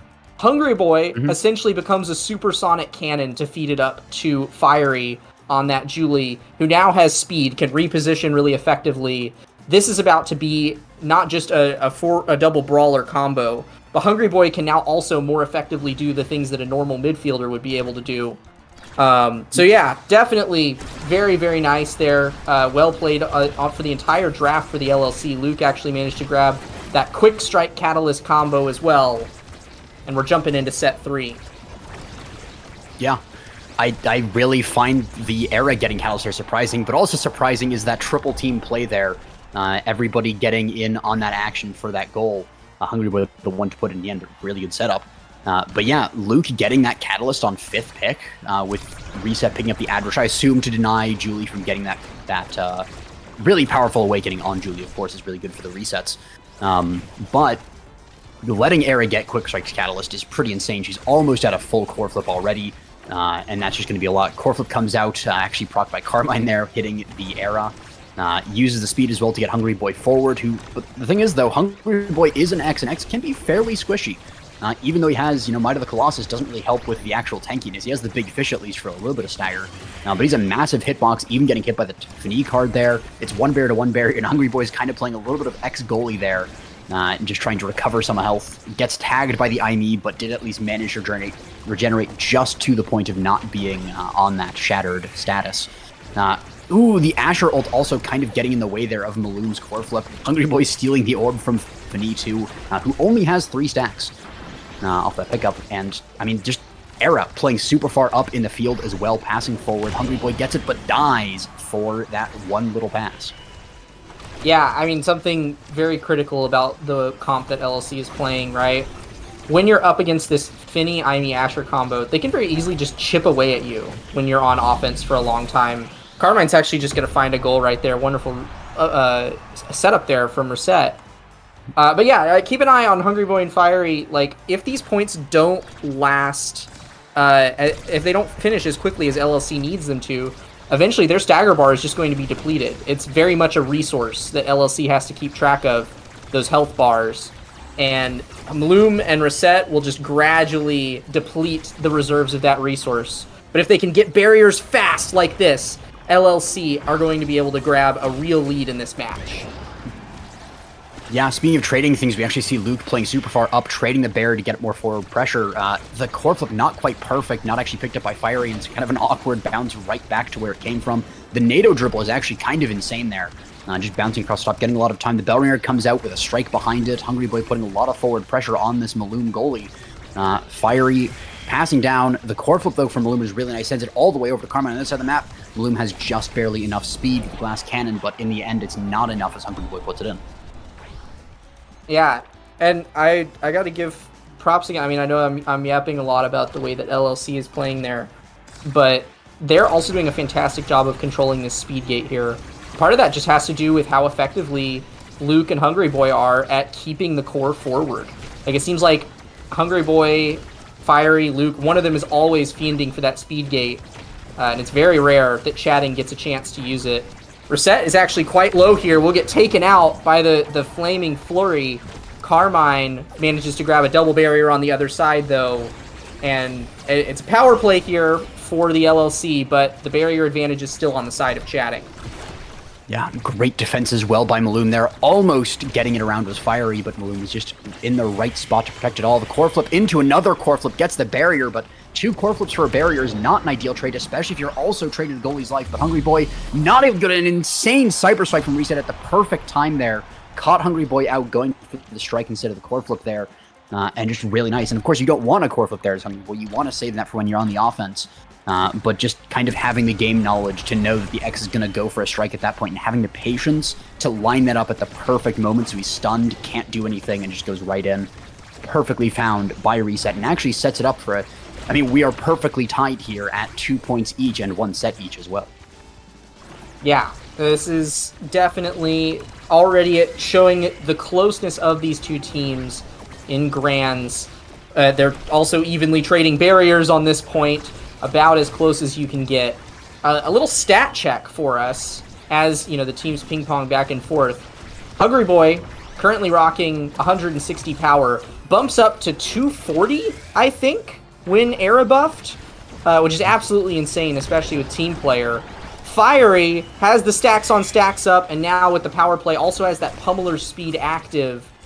So LLC, they have some impressive stat numbers coming out, and they are grabbing the barriers here. There goes the core flip. Fiery unable to find anything in front of the goal box as the rest of Chatting comes back online. Yeah, the Imi ults as well have been really good to buy time. Always keeping it forward. It's usually not enough to get the goal on its own or anything like that, but ooh, unfortunate clear by Luke. Just can't get around Carmine, and Carmine is going to take the set here for Chat. As I was yapping about the Imi ult there being able to buy a lot of time, it buys a lot of time to set up positions like that. Where Carmine is able to get forward with the Imi ult pushing it forward. And yeah, it's going to be some nice pickups here. You can go peak performance on that Asher. Has the Big Fish reverb, so is a strong contender there for the pickup. Is going to go for the 1-2 punch to deny the Julie there. And it's also just really nice on Asher. You can do a lot of damage with Asher, and you'd be very surprised and caught off guard by it. So it's a really great way to fight back. But it does mean that the heavy impact is going to fall to the Julie and the chrono boost to the era. And even peak performance to the X, speed on X is one of his best stats as well for just being able to run people down. Yeah, even though, like, definitely LLC did pick up some good stuff there, I think that draft solidly goes to Chatting. Getting the Stinger and the Twin Drive on Reset and Bloom, that just means that they are going to be putting out so much passive damage onto these brawlers. And Hungry Boy and Fiery, like, they kind of have to play close together to make the most of these melee abilities. They have to, like, get the core into a very specific spot that both of them can influence. And so this AoE actually gets to hit both of them a lot of the times as well. It's not going to stop them from getting a double barrier there Carmine on the other side of the field gets a menacing approach, but does not find the goal. That's a power play for the LLC. Yeah, and great midfield control by Hungry Boy with all that extra speed. The dash punch from Fiery puts it through. And, I mean, Malum doesn't really have too many options there to defend, is out of the core flip. And, yeah, I mean, when you're faced with a dash punch from Julie, there's only so much you can do there. 1 point over to LLC, but they are that set behind. So Chikara Channing is still in fairly good spirits here, still fairly able to contend. And, of course, you know, if this does go to a bracket reset, then Chikara Channing is the higher seed here. So they have, even if they lose the next 2 games, they still have a lot of leeway. So they can be a lot more calm and collected going forward. Yeah, for sure. Absolutely insane strike war of that bull rush by Carmine there. But Hungry Boy manages to feed it back up to Fiery. The goal gates are open once again. Loom nothing with air at his back as Luke walks up with core flip. Manages to get glitch pop away by Reset. Hungry Boy, buffed by that bewitching beam, sets up the dash punch for Fiery. Luke gets to run forward with the core flip. Another power play for the LLC. They're not dying. They're the ones that are causing deaths, scoring goals. Bringing it up to set point will be Fiery. Yeah, and that was clean by Fiery as well. Hit the strike into the punch as well as it was going by, because I think Carmine could have still rescued that. But just with the punch secured, getting some stuns out, and of course getting the hit onto the core to make it a little faster was just really nicely done. And that's going to be, 2 points up. And LLC is looking to take this in, especially when you're on that X comp, getting to scale and getting to that great last-second core flip from Luke as well. Fiery, though, running down to the field with the Bewitching Beam as well, able to get to the big finish. That's going to be a kill, the 1-2 punch coming out of Asher. I don't think the core flip was entirely necessary by Carmine, but better safe than sorry there. You don't want Julie to get an opportunity to go back. A bit of a night market circuit there going around the middle. Hungry Boy just dodging out of the way of the Asher ultimate as well. Doesn't find the angle onto the barrier, but does find a lot of forward pressure there for just a moment. But Carmine is on the edge of the map, really just playing it so well until he gets dash punch right there as soon as I say something. The cards from Malum are putting it forward, so are the glitch pops, but there's just not enough right now with Carmine off the field to keep it forward. It's just going to go back on chatting side of the field, excuse me.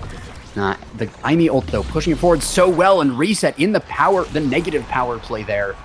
Getting it through to the other side, a player down, really nicely done. Yeah, a really creative angle there from Reset to really mix Luke up. And at that point, we did get to see the game plan that Chatting has formulated over the course of the last few drafts. Their damage is finally starting to take its toll on Fiery and Hungry Boy. They got several KOs that last point, and already Fiery is looking worse for wear with that core flip. We'll have to burn it here just as Reset blinks in, but they get the barrier anyways. LLC might just run away with the set right here. Yeah, and that's a dash, or a punch up to the top, almost gets it, but it's not quite, but there's a lot of pressure coming here until Julie dies. Now the pressure's abated, and now it's Chatting's time to go to the other side of the map to try and fight back. Hungry Boy uses that X Maximus there to try and get some more stuff done, but a great Cyber Swipe combo with the Glitch Pop just sends him right off the map there.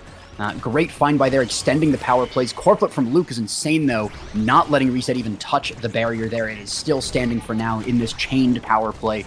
Really good goalying by Luke there, and just good play as well by the forwards. We're now going into overtime here, so you're going to see a lot more red cores. But so far, the core's kind of stalling out. That's going to be another kill flip onto Julie. Carmine really loves doing that to Julie here and locking her out of the game. The Witching Beam, though, comes out, and that is a very powerful X coming through. The Fini card, pass it down. Carmine gets it in there. Reset has the core flip, going to use it, going to go to the top, but Luke is on top of that. We see the dash punch from Fiery, not quite able to get it the connection that he wanted to. Pass it to Carmine, and it goes through. Really nicely done there. Yeah, that will be Chatting on game point now. Luke freaking weathered the storm there for so long, though. Definitely like really solid defensive play from Luke. Eventually, it was just a little too much pressure from Chatting. They got a little too many KOs in the war of attrition. Eventually, you don't have the cooldowns to respond to everything. Chatting are back on the prowl again with this point. Already, Luke's core flip is burned, and Carmine is not letting up.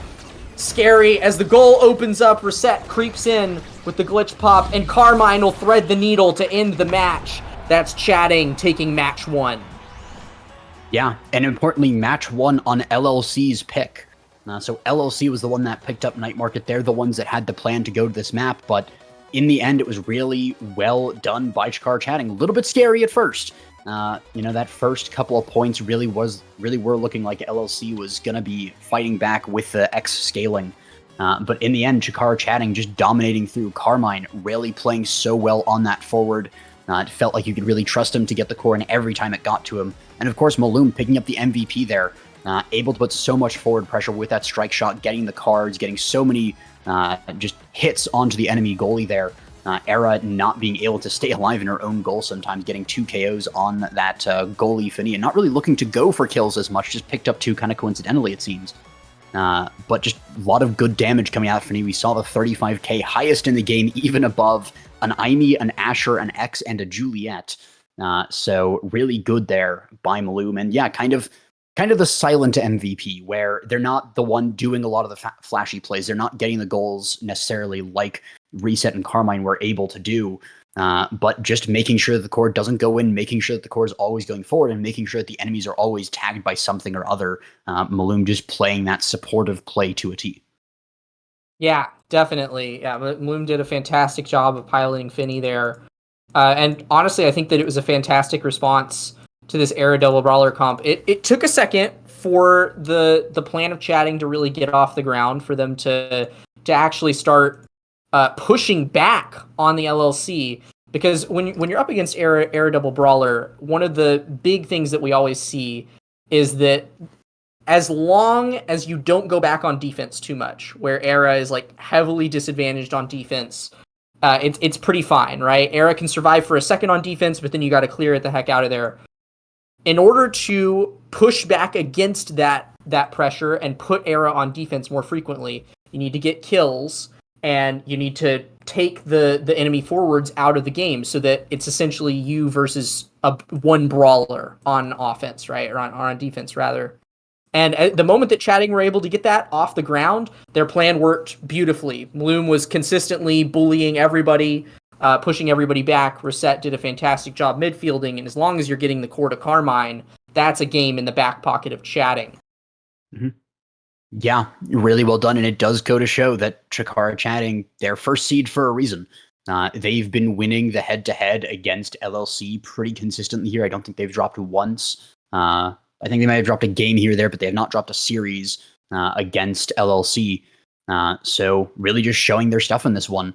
And if LLC doesn't find a way to counter just that sort of, I'm going to call it mechanical play of just having the standard goalie midfield scorer and playing it to a T, if they don't find a way to counter that or just play it better, Chikara chatting might be the one to run away with this with the next game.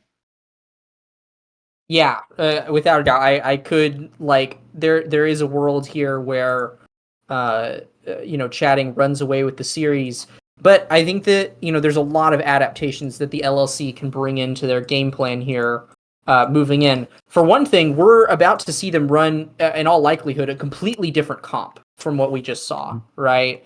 The Era Double Brawler, it's very much something that you really only see on Night Market.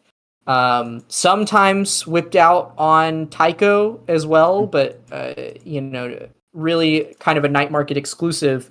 And as we move into this next match, LLC have a chance to completely rework everything that they just did. In fact, they don't even really need to rework everything they just did. They get to jump in with a brand new game plan, and who knows, that plan could be what takes down chatting and resets the bracket.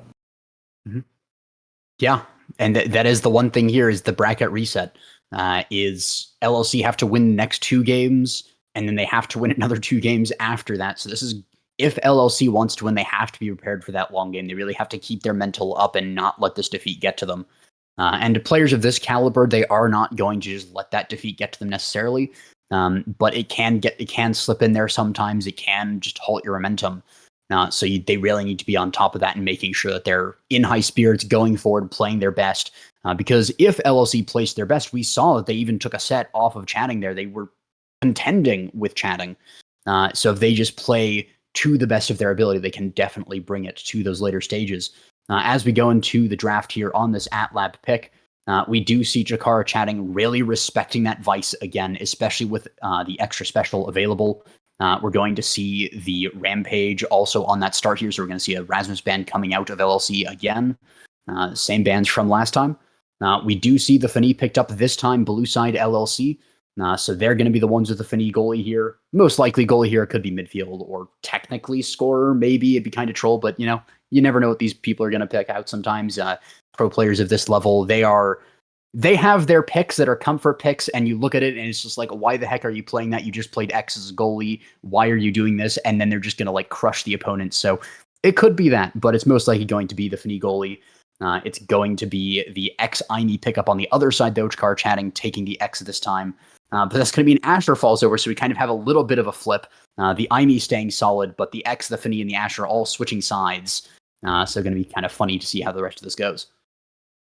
Yeah, definitely. I'll admit I'm surprised to see the X come out. Presumably that's Carmine on the X.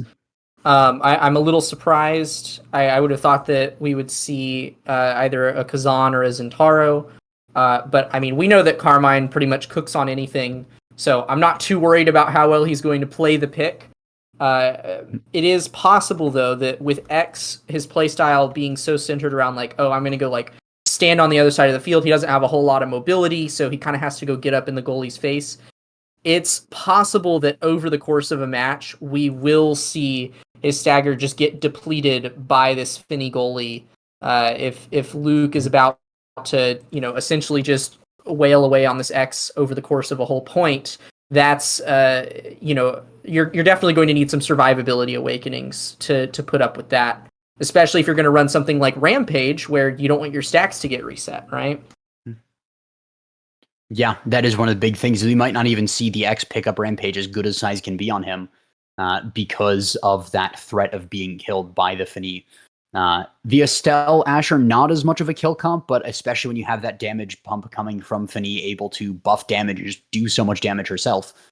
You can see a lot of non-KO characters, in quotations, start to really put kills on the board. But we do see the Dubu pick up there, most likely in goalie, although we could see Carmine cooking. Dubu Ford has been known to be played a time or two. But it does seem that we're going to have Luke on that Finny, a more classic comp coming out of here from LLC this time, not cooking as much with the Double Brawler era, going much back to that original classic style of play. And we're going to see the X. Could be very similar on the other side with the X Aimee Dubu, and it most likely is going to be Dubu in that goalie role. We do see it's going to be Malum there with the mom boots, that sort of Dubu on ice, skating forward and seeing about how much forward pressure you can have there. Can really be good, but we do see Slick Kicks picked up on almost all of the fours except for Fiery, who's going to go for Pummelers and Rampage, looking to be the one killing. And we do see Rampage picked up on Estelle, the Asher, and the X. The Rampage Estelle, kind of a little bit, I'm not going to say quite questionable, but never mind there. I'm yapping too much. Fiery takes the goal there. Dewberry's going down very quickly. That's a 12-second score there by LLC. Yeah, and not only did Fiery get rewarded with 2 Rampage stacks there, but Hungry Boy also picks up 2 Rampage stacks. That's right, Hungry Boy is running size here. Often an underestimated stat to max out in the midfield. Goodbye, Carmine. We won't be seeing you for another 10 seconds. But yeah, Hungry Boy able to win those strike wars a lot more effectively. And as Reset gets staggered here, there's a possible double power play for the LLC. Carmine does come back online though, and now it's actually Fiery who's looking quite low. Chatting are now back in the game. Well, you say that, but now LLC has swung it the other way. Fiery also bouncing off the corner there from the somersault from Malum, getting a lot of pressure forward. Pass up to Hungry Boy, pass down to Fiery, pass up, or an attempt to score. That's going to be Asher going off the field, though, but Malum is very low. Luke playing up with the core flip, going to use it there, but it's going to get deflected by the last tick of the Aimee ult there. Hungry Boy, Crystal Thorns used. The core flip on Hungry Boy is also just an orb away. There it is, has the core flip, and now Fiery's back on the play, playing field there, killing the X, taking him off the field, and that's going to be the card. From downtown, Luke playing up and able to get that with those mom boots. Really nice pick up there, and just resetting the stacks on Carmine there. 0 Rampage stacks once again, but of course Fiery as well in the 0. Of all of the people to pick up Rampage, Estelle is the one to still have those 4 stacks. Yeah, and Fiery might actually get KO'd before he has the chance to get more stacks here. The Path Splitter will come out, but Malum is able to just strike it away. Fiery has to retreat because of that low stagger bar. And, I mean, I was saying that Carmine's life was in danger this game. it kind of seems like in this first set, everyone's life is in danger. Both of these teams are putting out a staggering amount of damage, and there's no survivability awakenings in the pool right now. A lot of them have extra special, which just makes them deal even more damage. And so, yeah, these players are all definitely on timers. The longer this point goes on, the more deaths we're going to see, the more goals we're going to see. Hungry Boy catching a Rose Warp off of Maloom will secure the set. That's LLC going 3-0 in set 1. Yeah, looking very dominant here, and that's going to be a lot of good awakenings there. Potential for Hot Shot Prime Time on this Estelle, both good awakenings. Even Peak Unstoppable looks like it's going to be the pickup there. Does also deny it from Dubu so that we can see Fiery cook a little bit more with the primary. That is one way to counter it a little bit. But Prime Time on Dubu, not too bad. More logs to throw out and interrupt Strike Wars. Bulk Up, though, going the way of Fiery is going to mean a lot more stagger, which is survivability, and also a lot more power, which is, killing the opponents, which you've already seen so much of. Fanny picking up the missile prop instead of the glass cannon there. Not necessarily a bad pickup, but I would have loved to see the glass cannon just for the total speed that you can build up on Fanny to just be so oppressive in a lot of ways. Yeah, for sure. I look at this draft and goodbye Carmine once again. Fiery standing on top of that man. This guy is getting Knowers No, and getting barriers as well. Holy crap, LLC. They might just score right here. I'm looking at what LLC is cooking up right now. They just got a ton more damage awakenings. Chatting did not get many survivability awakenings. We might just see a run back of this previous set. LLC running away with it. Luke actually able to walk all the way up with the core, but has to retreat as Hungry Boy comes back online. LLC is just, they are in control of the match right now. Mm-hmm. Yeah, we see the Fanny sort of triple take there, not quite getting too much done. We see it kind of stalling out in the midfield. The Crystal Thorns also whiffing. So LLC had a lot of power, but they're kind of petering out here towards this later stage of the set, and we're about to go into overtime, where Chatting has 2 core flips. We've got 1 core flip and a barrier down. Nicely found there by Maloom. Core flip from Reset, not perfect. Tried to go for a creative angle there, but didn't quite find it to Carmine. Maloom, though, great somersault, able to save it. Pass forward. Luke not getting caught out there, I should say. Finds the defense there, the big finish. Does buy a little bit more time, but the Rose Warp not able to get it through this Imi ult. Reset, though, going down finally, was staggered for a while there. Fiery also, though, looking very low. And we see a pass over to Hungry Boy back to Luke. They're building up this momentum here as they're going forward. Luke just puts it into the bottom. Great play there by LLC, making brilliant use of that power play. Sure, you take Carmine off the field and they don't have much forward pressure, so you can play up a little bit, but you take Reset off the field and you can basically just do whatever you want uninterrupted, because Carmine's trying to brawl out Fiery there, but not quite able to interrupt the passing plays between Hungry Boy and Luke. We do see a barrier, though, going down there, but returned on the other side as LLC gets 2 barriers even. Reset goes into the goal, the core shortly to follow with a piercing shot from Hungry Boy. Have you seen Luke with his back to the wall this whole game? No. I mean, it really does just seem like Luke is getting to play for free back here with Finny. Always able to use essentially every cooldown for offense, but right as I say that, we do actually see Luke put in a predicament here. Both barriers down. He does have Flip to help him survive here. Maloom will actually burn his in a scoring attempt, but Fiery's there to block it away. We're back to more or less standard now. LLC appear to be pretty comfortable, and Chatting are really struggling to build up an offense here against LLC. Yeah. Oh, that's going to be a kill onto Hungry Boy, though, and that is a reset on those Rampage stacks. Back down to 0. Pass with the Glitch Pop through the big finish. Able to get it to Carmine, but Carmine's not able to get it in this time. Not on that Asher, on the X instead. Seems not quite as good at scoring those goals on the X. Not as confident on it. Fiery, though, Prong Black Hole does a lot of damage to Reset. The Cyber Swipe going forward, but the Crystal Thorns and the big finish is going to keep it on the other side of the map. The Astral kind of going a little bit awry there, pushing it up into that corner instead of down into the barrier. Hungry Boy and Luke, a little bit of miscommunication as well in the passing play there. Fiery not able to go through the bottom. Luke does have the core flip, uses the triple take, really brilliant there to cover the bottom side of the goal.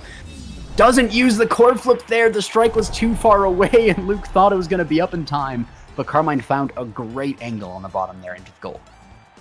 Yeah, that actually might have been the X power difference there. 30 power in overtime, sending the forward just a little too fast for Luke to catch it. It's interesting to see those weird niche interactions come out. But here we go. We are actually getting to see Luke put to the test here. Carmine and Reset ganging up on the man in his own goal box. And that Finny is looking a little low with no evade right now. But she is speedy. Luke's running out Carmine. He's not able to land bell ringers. And it's actually Carmine using the big finish against Luke that'll get the goal there, tying up the set. Yeah, really nicely done by Carmine there, able to get so much speed off of that. And Luke, you can see with the I me broke emote there, just kind of wondering how that happened.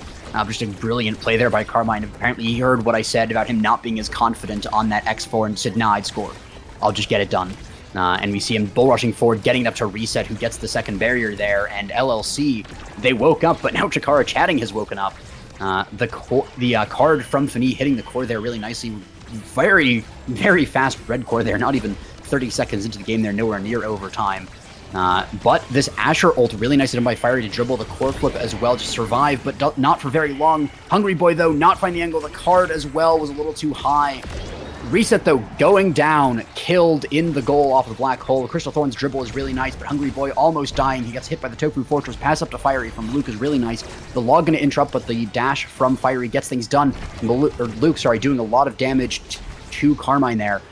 Fiery, though, not able to get the score, and Aimee is back on the field. The big finish sends it up and around, but Loom is ready for it this time. Luke playing forward, has the core flip. Hungry Boy also trying to get forward as well. The Cyber Strike countered by a core flip, really nicely done by Luke. They're not going to let it go by again this time. Pass down from Fiery into the piercing shot from Hungry Boy, not enough. The Tofu Fortress defends from the bottom, so it goes up. The big finish this time working really nicely. Carmine not able to get the connection with the bull rush that he wanted. The Rose Warp is nice to get forward from Hungry Boy. The Glitch Pop, though, gets it to Carmine, gets it around, just barely around this X. The log is really nicely gets it forward, and just going back and forth here. Reset gets hit by the Crystal Thorns, is staggered, but is not dead just yet. Yeah, these teams are keeping this point alive for just an insane amount of time. So many, kills have not been found. There's the bell ringer, though, to put it in. The X sending it at red core speed with 5 Rampage stacks. That'll end the set. Some insane defense there all around. And honestly, the fact that those players were not dying is baffling. They were all playing their lives perfectly well. And with Reptile Remedy on the table for this draft, someone's going to get a huge buff to playing their life. Going to be able to chase that core around a little more. That'll be Luke denying away Quick Strike from Carmine, which I'd say is a wise decision. And that does leave... it actually looks like... Okay, there we go. There's the Reptile Remedy going the way of Fiery. It is nice, especially because, first of all, he's got bulk up, so he's already doing the stagger scaling. But also... the harder that it is to kill Fiery, the harder it is to remove that man's Rampage stacks, which means that he is going to become an increasingly larger threat over the course of the set. As Chatting and LLC, they're now tied up. We'll see how that plays in set 3. Yeah, Maloom, great hold there at the bottom barrier, though, not letting it go down until I say something, and the Sad Boys double gets it done, with Fiery getting the core into the goal shortly after. That went from amazing defense to just having no tools left. And Fiery found the angle, got the Sad Boys double, goes around behind, hits both barriers, and Hungry Boy gets it to him. Beautifully done by LLC there, getting that first point in the set here. The big finish keeps it forward, but actually really nicely played around by Chikara Chatting, as we just see them keeping it forward. Just really nicely done. Yeah, I do like that Maloom is walking forward a lot more to help keep the core forward, because Reset has not been able to come up. She gets torn to shreds essentially any time she walks past the midfield line, and so we're seeing this Dubu now with the mom boot speed and that newly picked up Orb Dancer running forward quite a bit more. That being said, he is tucked back in the goal box now. Reset will burn the core flip to ensure that it gets down to Carmine, who's staggered and now killed on the other side of the field. Yeah, Chatting, they're getting the core forward now, but the damage it is still not decreasing from LLC. They're still coming out here. Nice core flip tech by Hungry Boy there to mix up Maloom, who had expected to strike a little bit earlier, but Hungry Boy able to hold up the core for just a second with that. Carmine putting in a ton of work here on the bottom side of the field, but not quite enough to get it in just yet. Fiery going down to the bottom as well. The big finish going to send it away from the Imeal. Buys a lot of time there. Goes down to the bottom though, but Loom passes to Carmine. Carmine gets Black Hold and carded at the same time. Luke has the core flip, not going to let it go by this time. Learned his lesson from last time. But Carmine bull rushing it in with a strike to follow is just going to put it right through when every ability is used. Yeah. No, Carmine has been super opportunistic, even without, all those rampage stacks. This man still has big fish. He's so huge, and he's just standing in front of the goal box until his time is ready. And so even though, Reset and Bloom, it takes a lot for them to get the core forward. Carmine gets it done when they can get it there. That being said, it is the goal box of Chatting that's opened up by Fiery and Hungry Boy. Once again, that menacing offensive duo doing their best work here. Reset absolutely demolished by the onslaught of abilities, and it's a power play here. Fiery now rocking that pummeler's speed, core flip about to come online. Carmine desperately trying to interrupt the play here, but there's not too much that an X can do. What the heck? Bloom manages to save that away.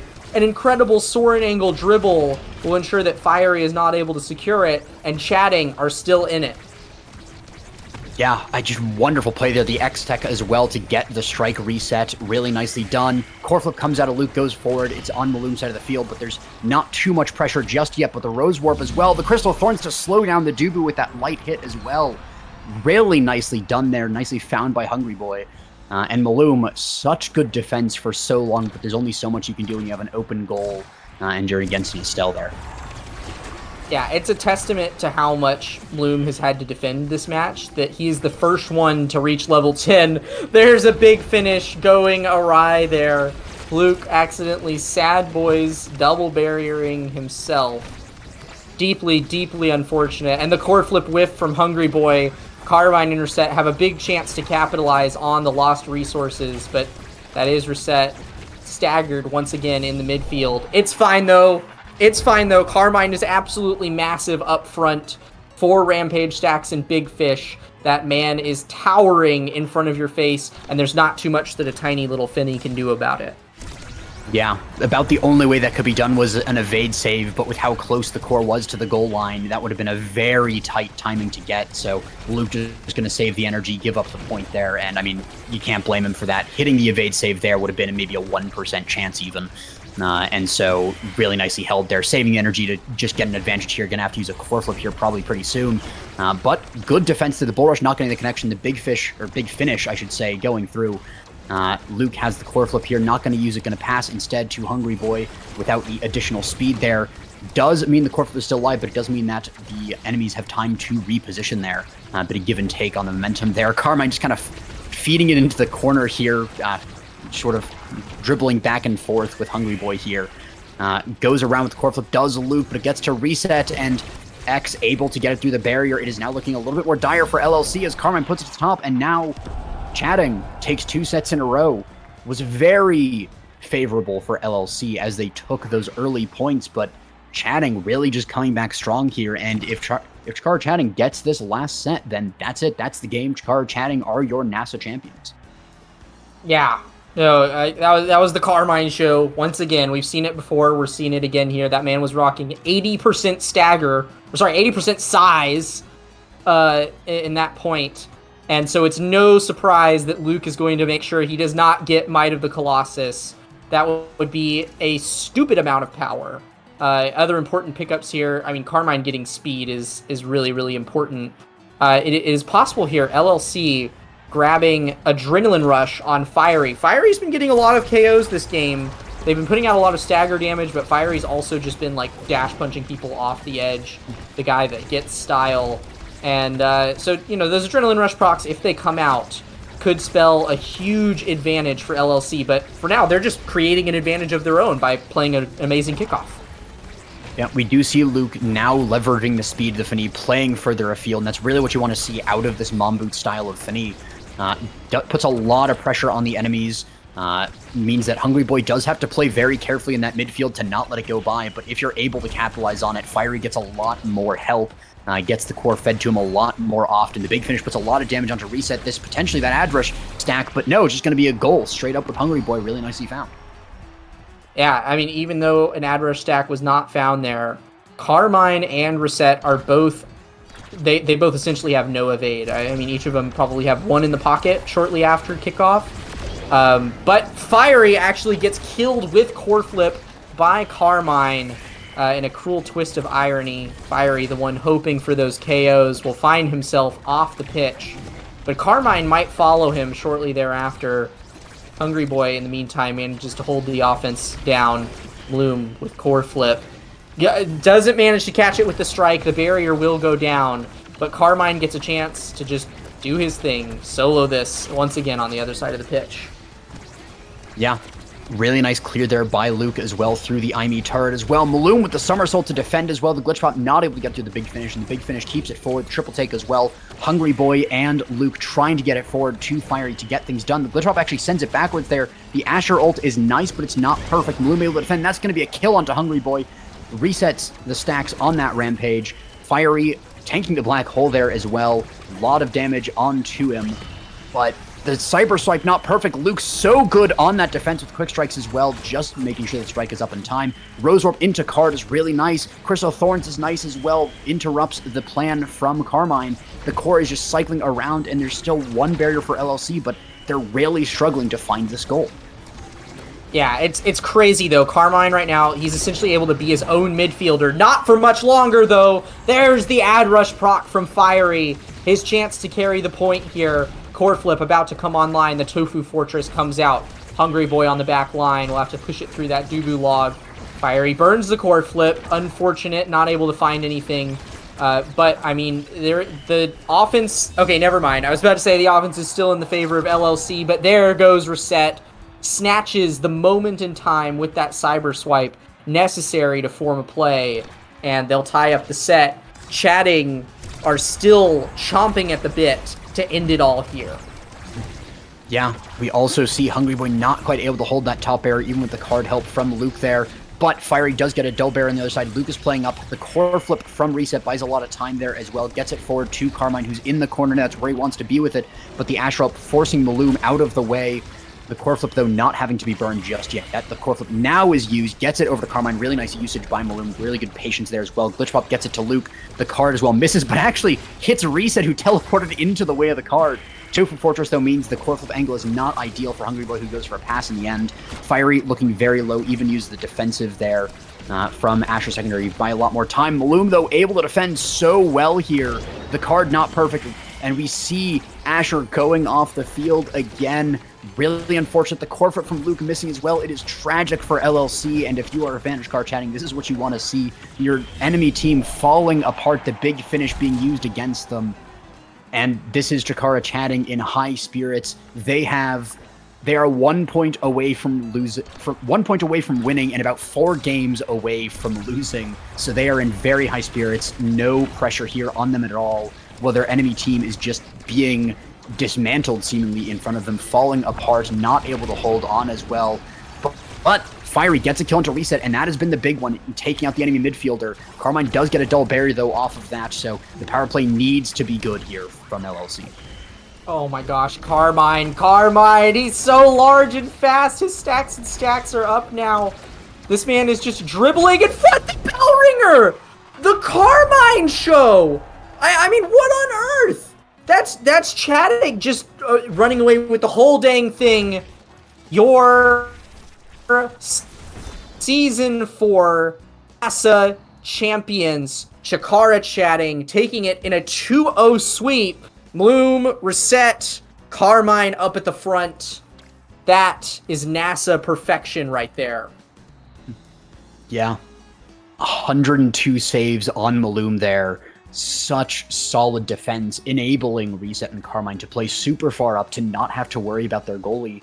And just really well done by them. Reset getting so many opportunities to get it forward, to put pressure, and even picking up a few goals there as we see. Just really nicely done there.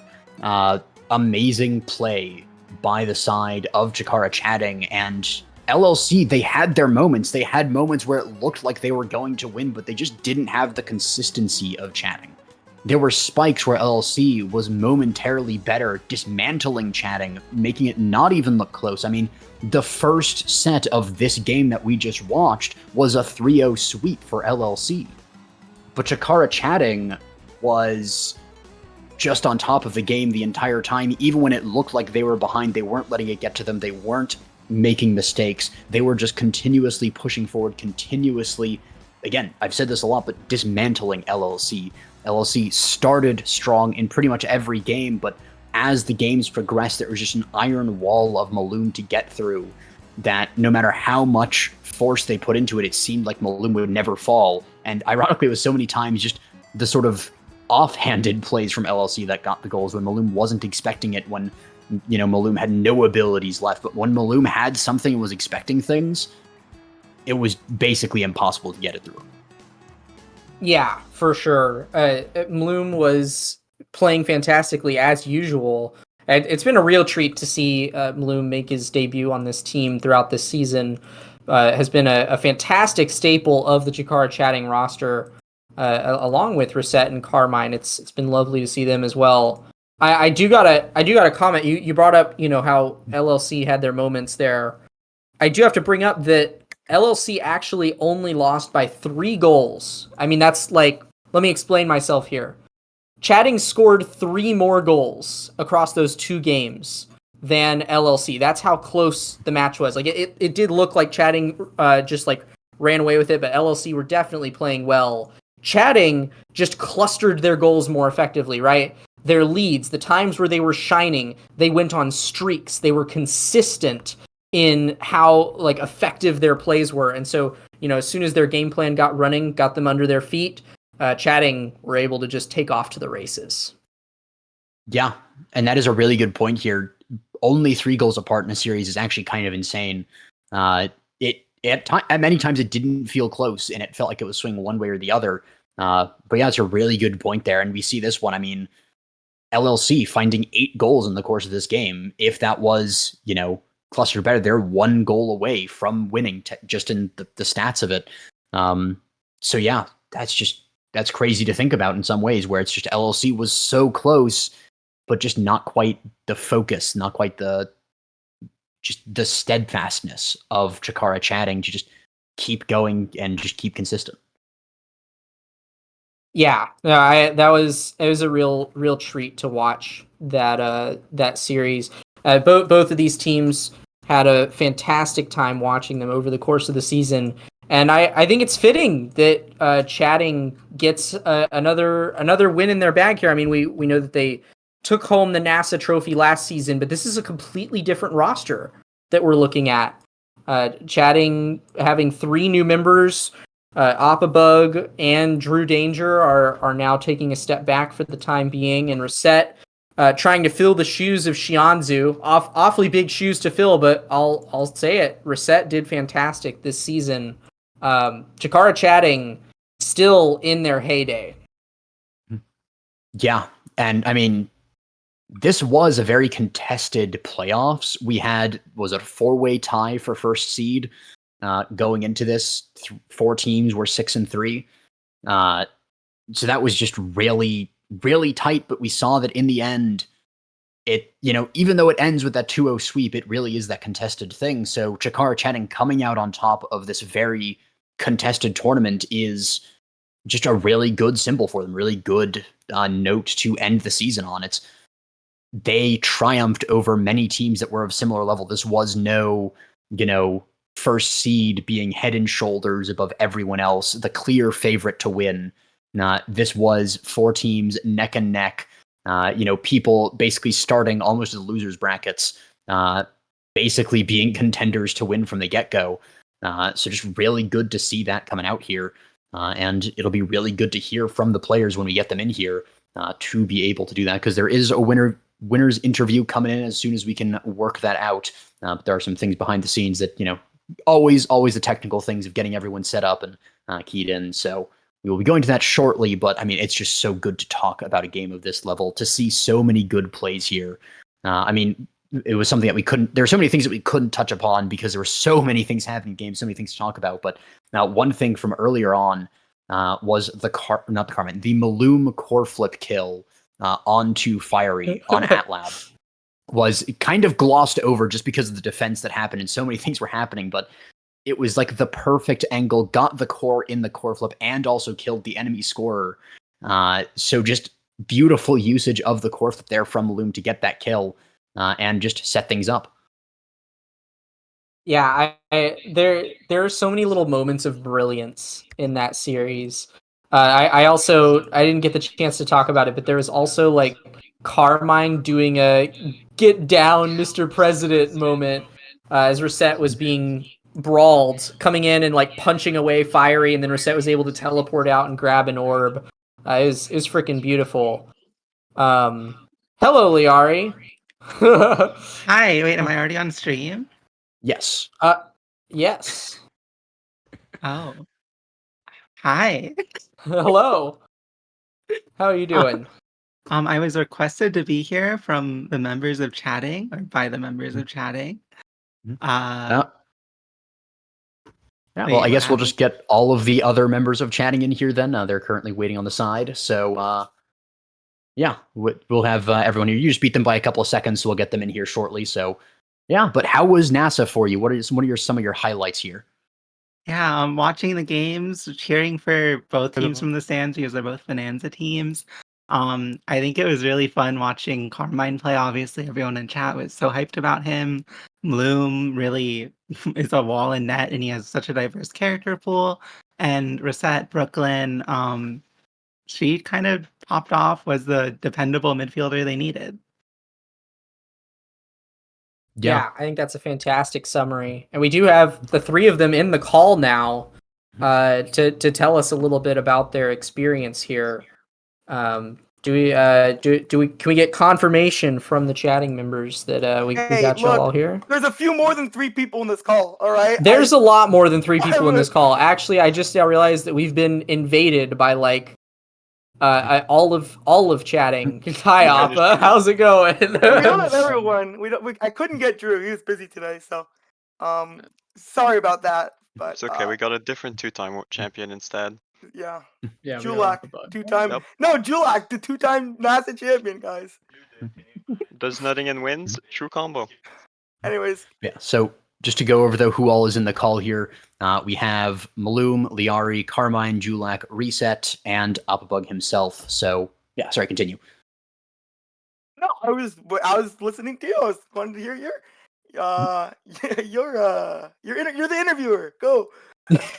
All right. Well, in that case, what are some of the highlights just to start off? Some of the moments from NASA this season that y'all thought really stood out, whether it was good or bad for y'all? I'll start as the face, I guess, of this team. I mean, the easiest one to say is Carmine agreeing to join. Kind of changed the season significantly. I think, but like just even more specifically, just looking at not just Carmine joining, but like Reset's growth over the time, especially playing with Carmine. Obviously Maloom coming in too was really huge. Thank you for the loan, Liari. But just like watching them grow as players, helped me definitely confirm that I can leave this next generation of Omega Strikers to these wonderful individuals. Yeah, definitely good people to leave it in the hands of. Certainly, yeah. I think it's really cool that you're passing off the torch, and you brought him here for most of the season, and now you get to see him close it out for you. Do you proud? Some of the players that we did just get to see close it out there in grand finals. I guess we'll start it out with Carmine. How did you feel coming into this team mid-season, and then getting to close it out right there? Tell us some of the thoughts that you got to have. Well, if we're going from the very beginning, I played in the tournaments. I can't remember which one with Corpse Control. And Takara Chialing beat our ass and then caught me like a Pokemon, and we're here now. No other words. I No pass. other words. I pass. I pass. All right. I mean, that's a good way to put it. I swear to God, same thing happened with Xianzhu, and I was saying it. Like Carmine is the season for Xianzhu because goes and beats him in a tournament, catches him with like a Pokeball, adds to the roster, and win Omega Strikers. I mean, guys, it's so easy. It's so easy to win Master. Just catch Pokemon. I forgot to mention brawlers get it done. Brawlers get it done. Mhm. My bad. Brawlers do get it done, especially if they happen to be named Carmine Uniclear. I mean, we were calling it the Carmine Show so many times throughout the season, and right there in the closer, it was the Carmine Show all over again. But I mean, we definitely gotta like hand it out to the rest of the team. Hand it out. What am I saying? I'm talking about it like as a consolation prize. Reset, we saw you like pull out some incredibly creative midfielding plays over the course of the season and in that last series. Tell us some of your thoughts about the season. I don't really have a lot to say. I'm very thankful that I get to play with people who are as good as Carmine and Bloom. I don't think it's possible to score on Bloom unless I make a mistake, and Carmine just kind of puts the core in after I give it to him in a 1v3. It's amazing. I love it. Listen, calm down. Nobody's perfect, all right? All right. Well, you are. Yeah, I'm I mean, sorry. seeing I agree some of with the those saves, sentiment. seeing some of those saves in that last game, I honestly agreed with you. No one is perfect until I saw that. And yeah, I mean, those were some insane saves. Just guy would refuse to get scored on. It's like the Florida man too angry to die or some headline with this guy. Yeah, some very humble winners here, but you do all deserve a lot of credit for the plays that we saw here today. So don't downplay yourselves too much. But Maloom, we haven't heard from you just yet. Talk about like the defense and sort of if you have any tips for defending in those kinds of high stakes situations where, I mean, the core is basically on the goal line. I would say just know what your abilities do and how the interactions go about doing them. Otherwise, I am just doing it instinctively, honestly. But other than that, I mean, before I joined Jakara chatting, Ari hit me up and it was like, she was like, "Hey, do you want to join chatting?" And I was like, I was going into it, didn't know what to expect, but met Reset and Carmine, and both these players are really, really talented. I ain't gonna lie, really wonderful people. Reset has a lot to improve. I'll say it. Carmine's a beast out in the field. I don't know what this guy is cooking, but oh my god, he is a chef. But as always, I have fun playing every match. It's a wonderful experience. It's in chatting style to just say it like it's okay to throw shade at each other. I'm so down with that. But I'm gonna throw shade at you, Mloom. Now I'm the best midfielder, but we could not get it done with you, Brawler. That's all I'm gonna say. We could not get it done with you. So I don't know, buddy. I don't know. Hey, you were a midfielder, buddy. I don't know what to tell you. We could not score, buddy, and I'm the GOAT midfielder. Everyone knows that. So I'm not sure what's going on. Appleberg taught Xianzhu everything he knows. Real. Regardless, I think that was really well said, Bloom. I like the part where you called me a chef. That is all. Yeah, I mean, it was great to see you cook a little. I was a little worried at first when you picked up that X in that last game. But as soon as I said something like, oh, Carmine isn't looking as strong on the X as the Asher, and then you immediately popped off and started scoring. So definitely can cook there. And everyone has those picks, though. They've been pulling out where it's like, oh, hey, they don't look as good at first. And then you just seem to lock in at some point. And all of you at one point or another were just locking in so well. So props to all of you for that. And of course, the friendly banter as well. Always great to see a team in high spirits, able to throw that shade at each other and just take it on the chin and move forward. Yep. I actually had a similar question. You brought up, Carmine picking X. I had a similar question for Reset because I know that like you're a highly experienced IME player, and clearly, I mean, we just saw you dominate there in the midfield that last game At least when you weren't getting beat up that much, you were doing fantastic.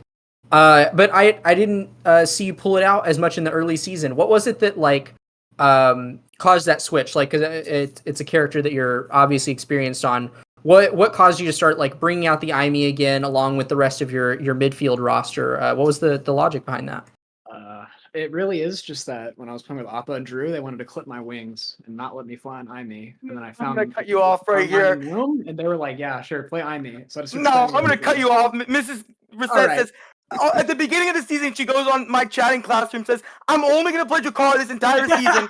That was not my fault. You that told was me to her. not do that. Plays it No, once, loses to Dragon Bite, and then cries.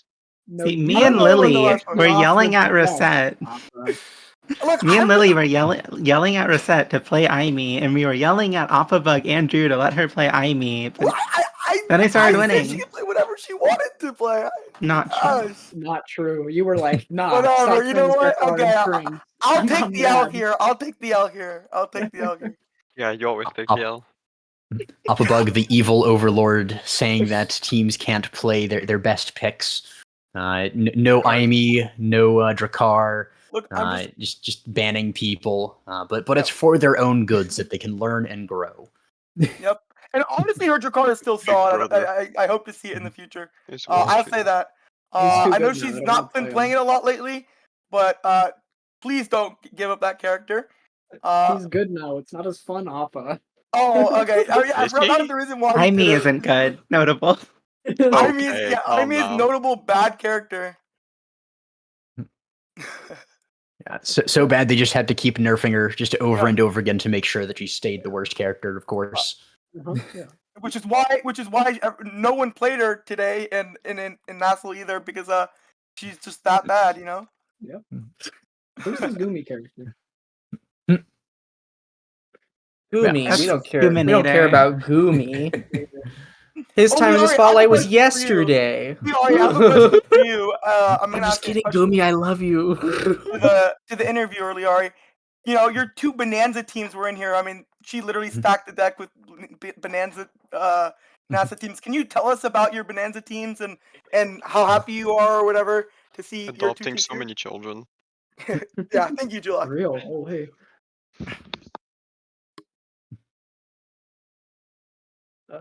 Leori, if you're talking, Is Leary dead? Oh, fuck. Wait, sorry, my fault. I didn't curse. Okay. So yeah, the Bonanza teams my literal pitch to them is we will do literally nothing for you. I adore them. We're all in the Bunny Burrow chat in the Bun Bun Bonanza Discord.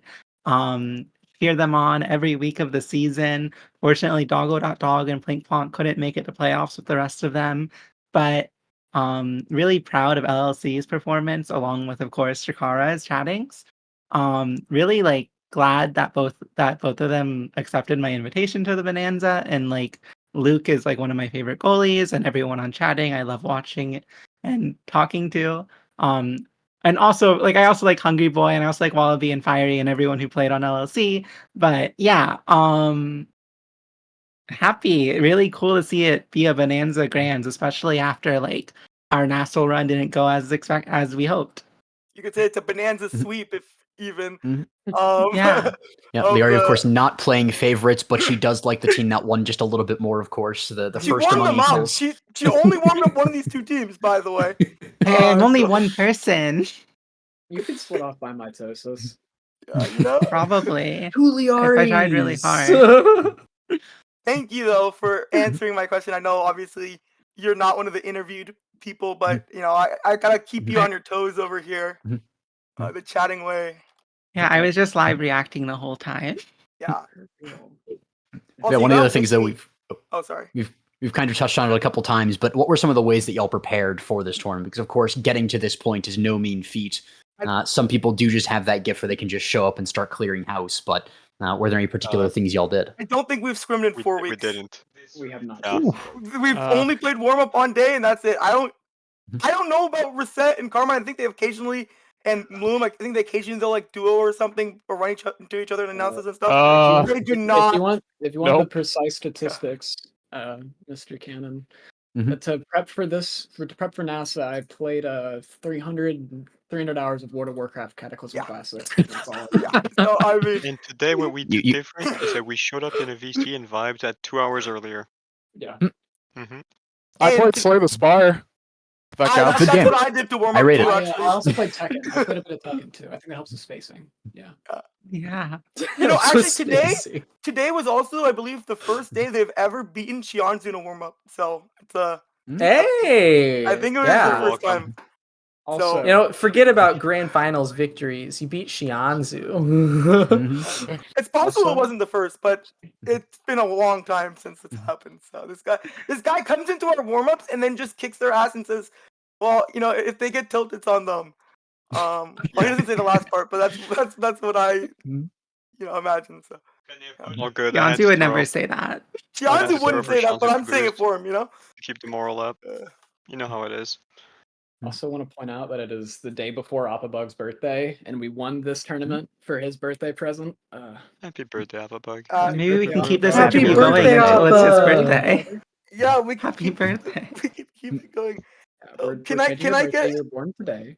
actually, Sai, since tomorrow's my birthday, can I get a happy birthday song right now, or is that not possible? I mean, happy birthday over Discord does not end well. Okay, guys, but- let's all Right. everyone let's sing That's the happy point. birthday right now. That's the Wait, point. That's the happy point. All right. Friday. All right, I'm All right, down. it's going to be super disjointed, but I'll count us in. 5. On go. All right. Oh, I will. Oh no, All right, you so will, you got you will, this. you will. You got this.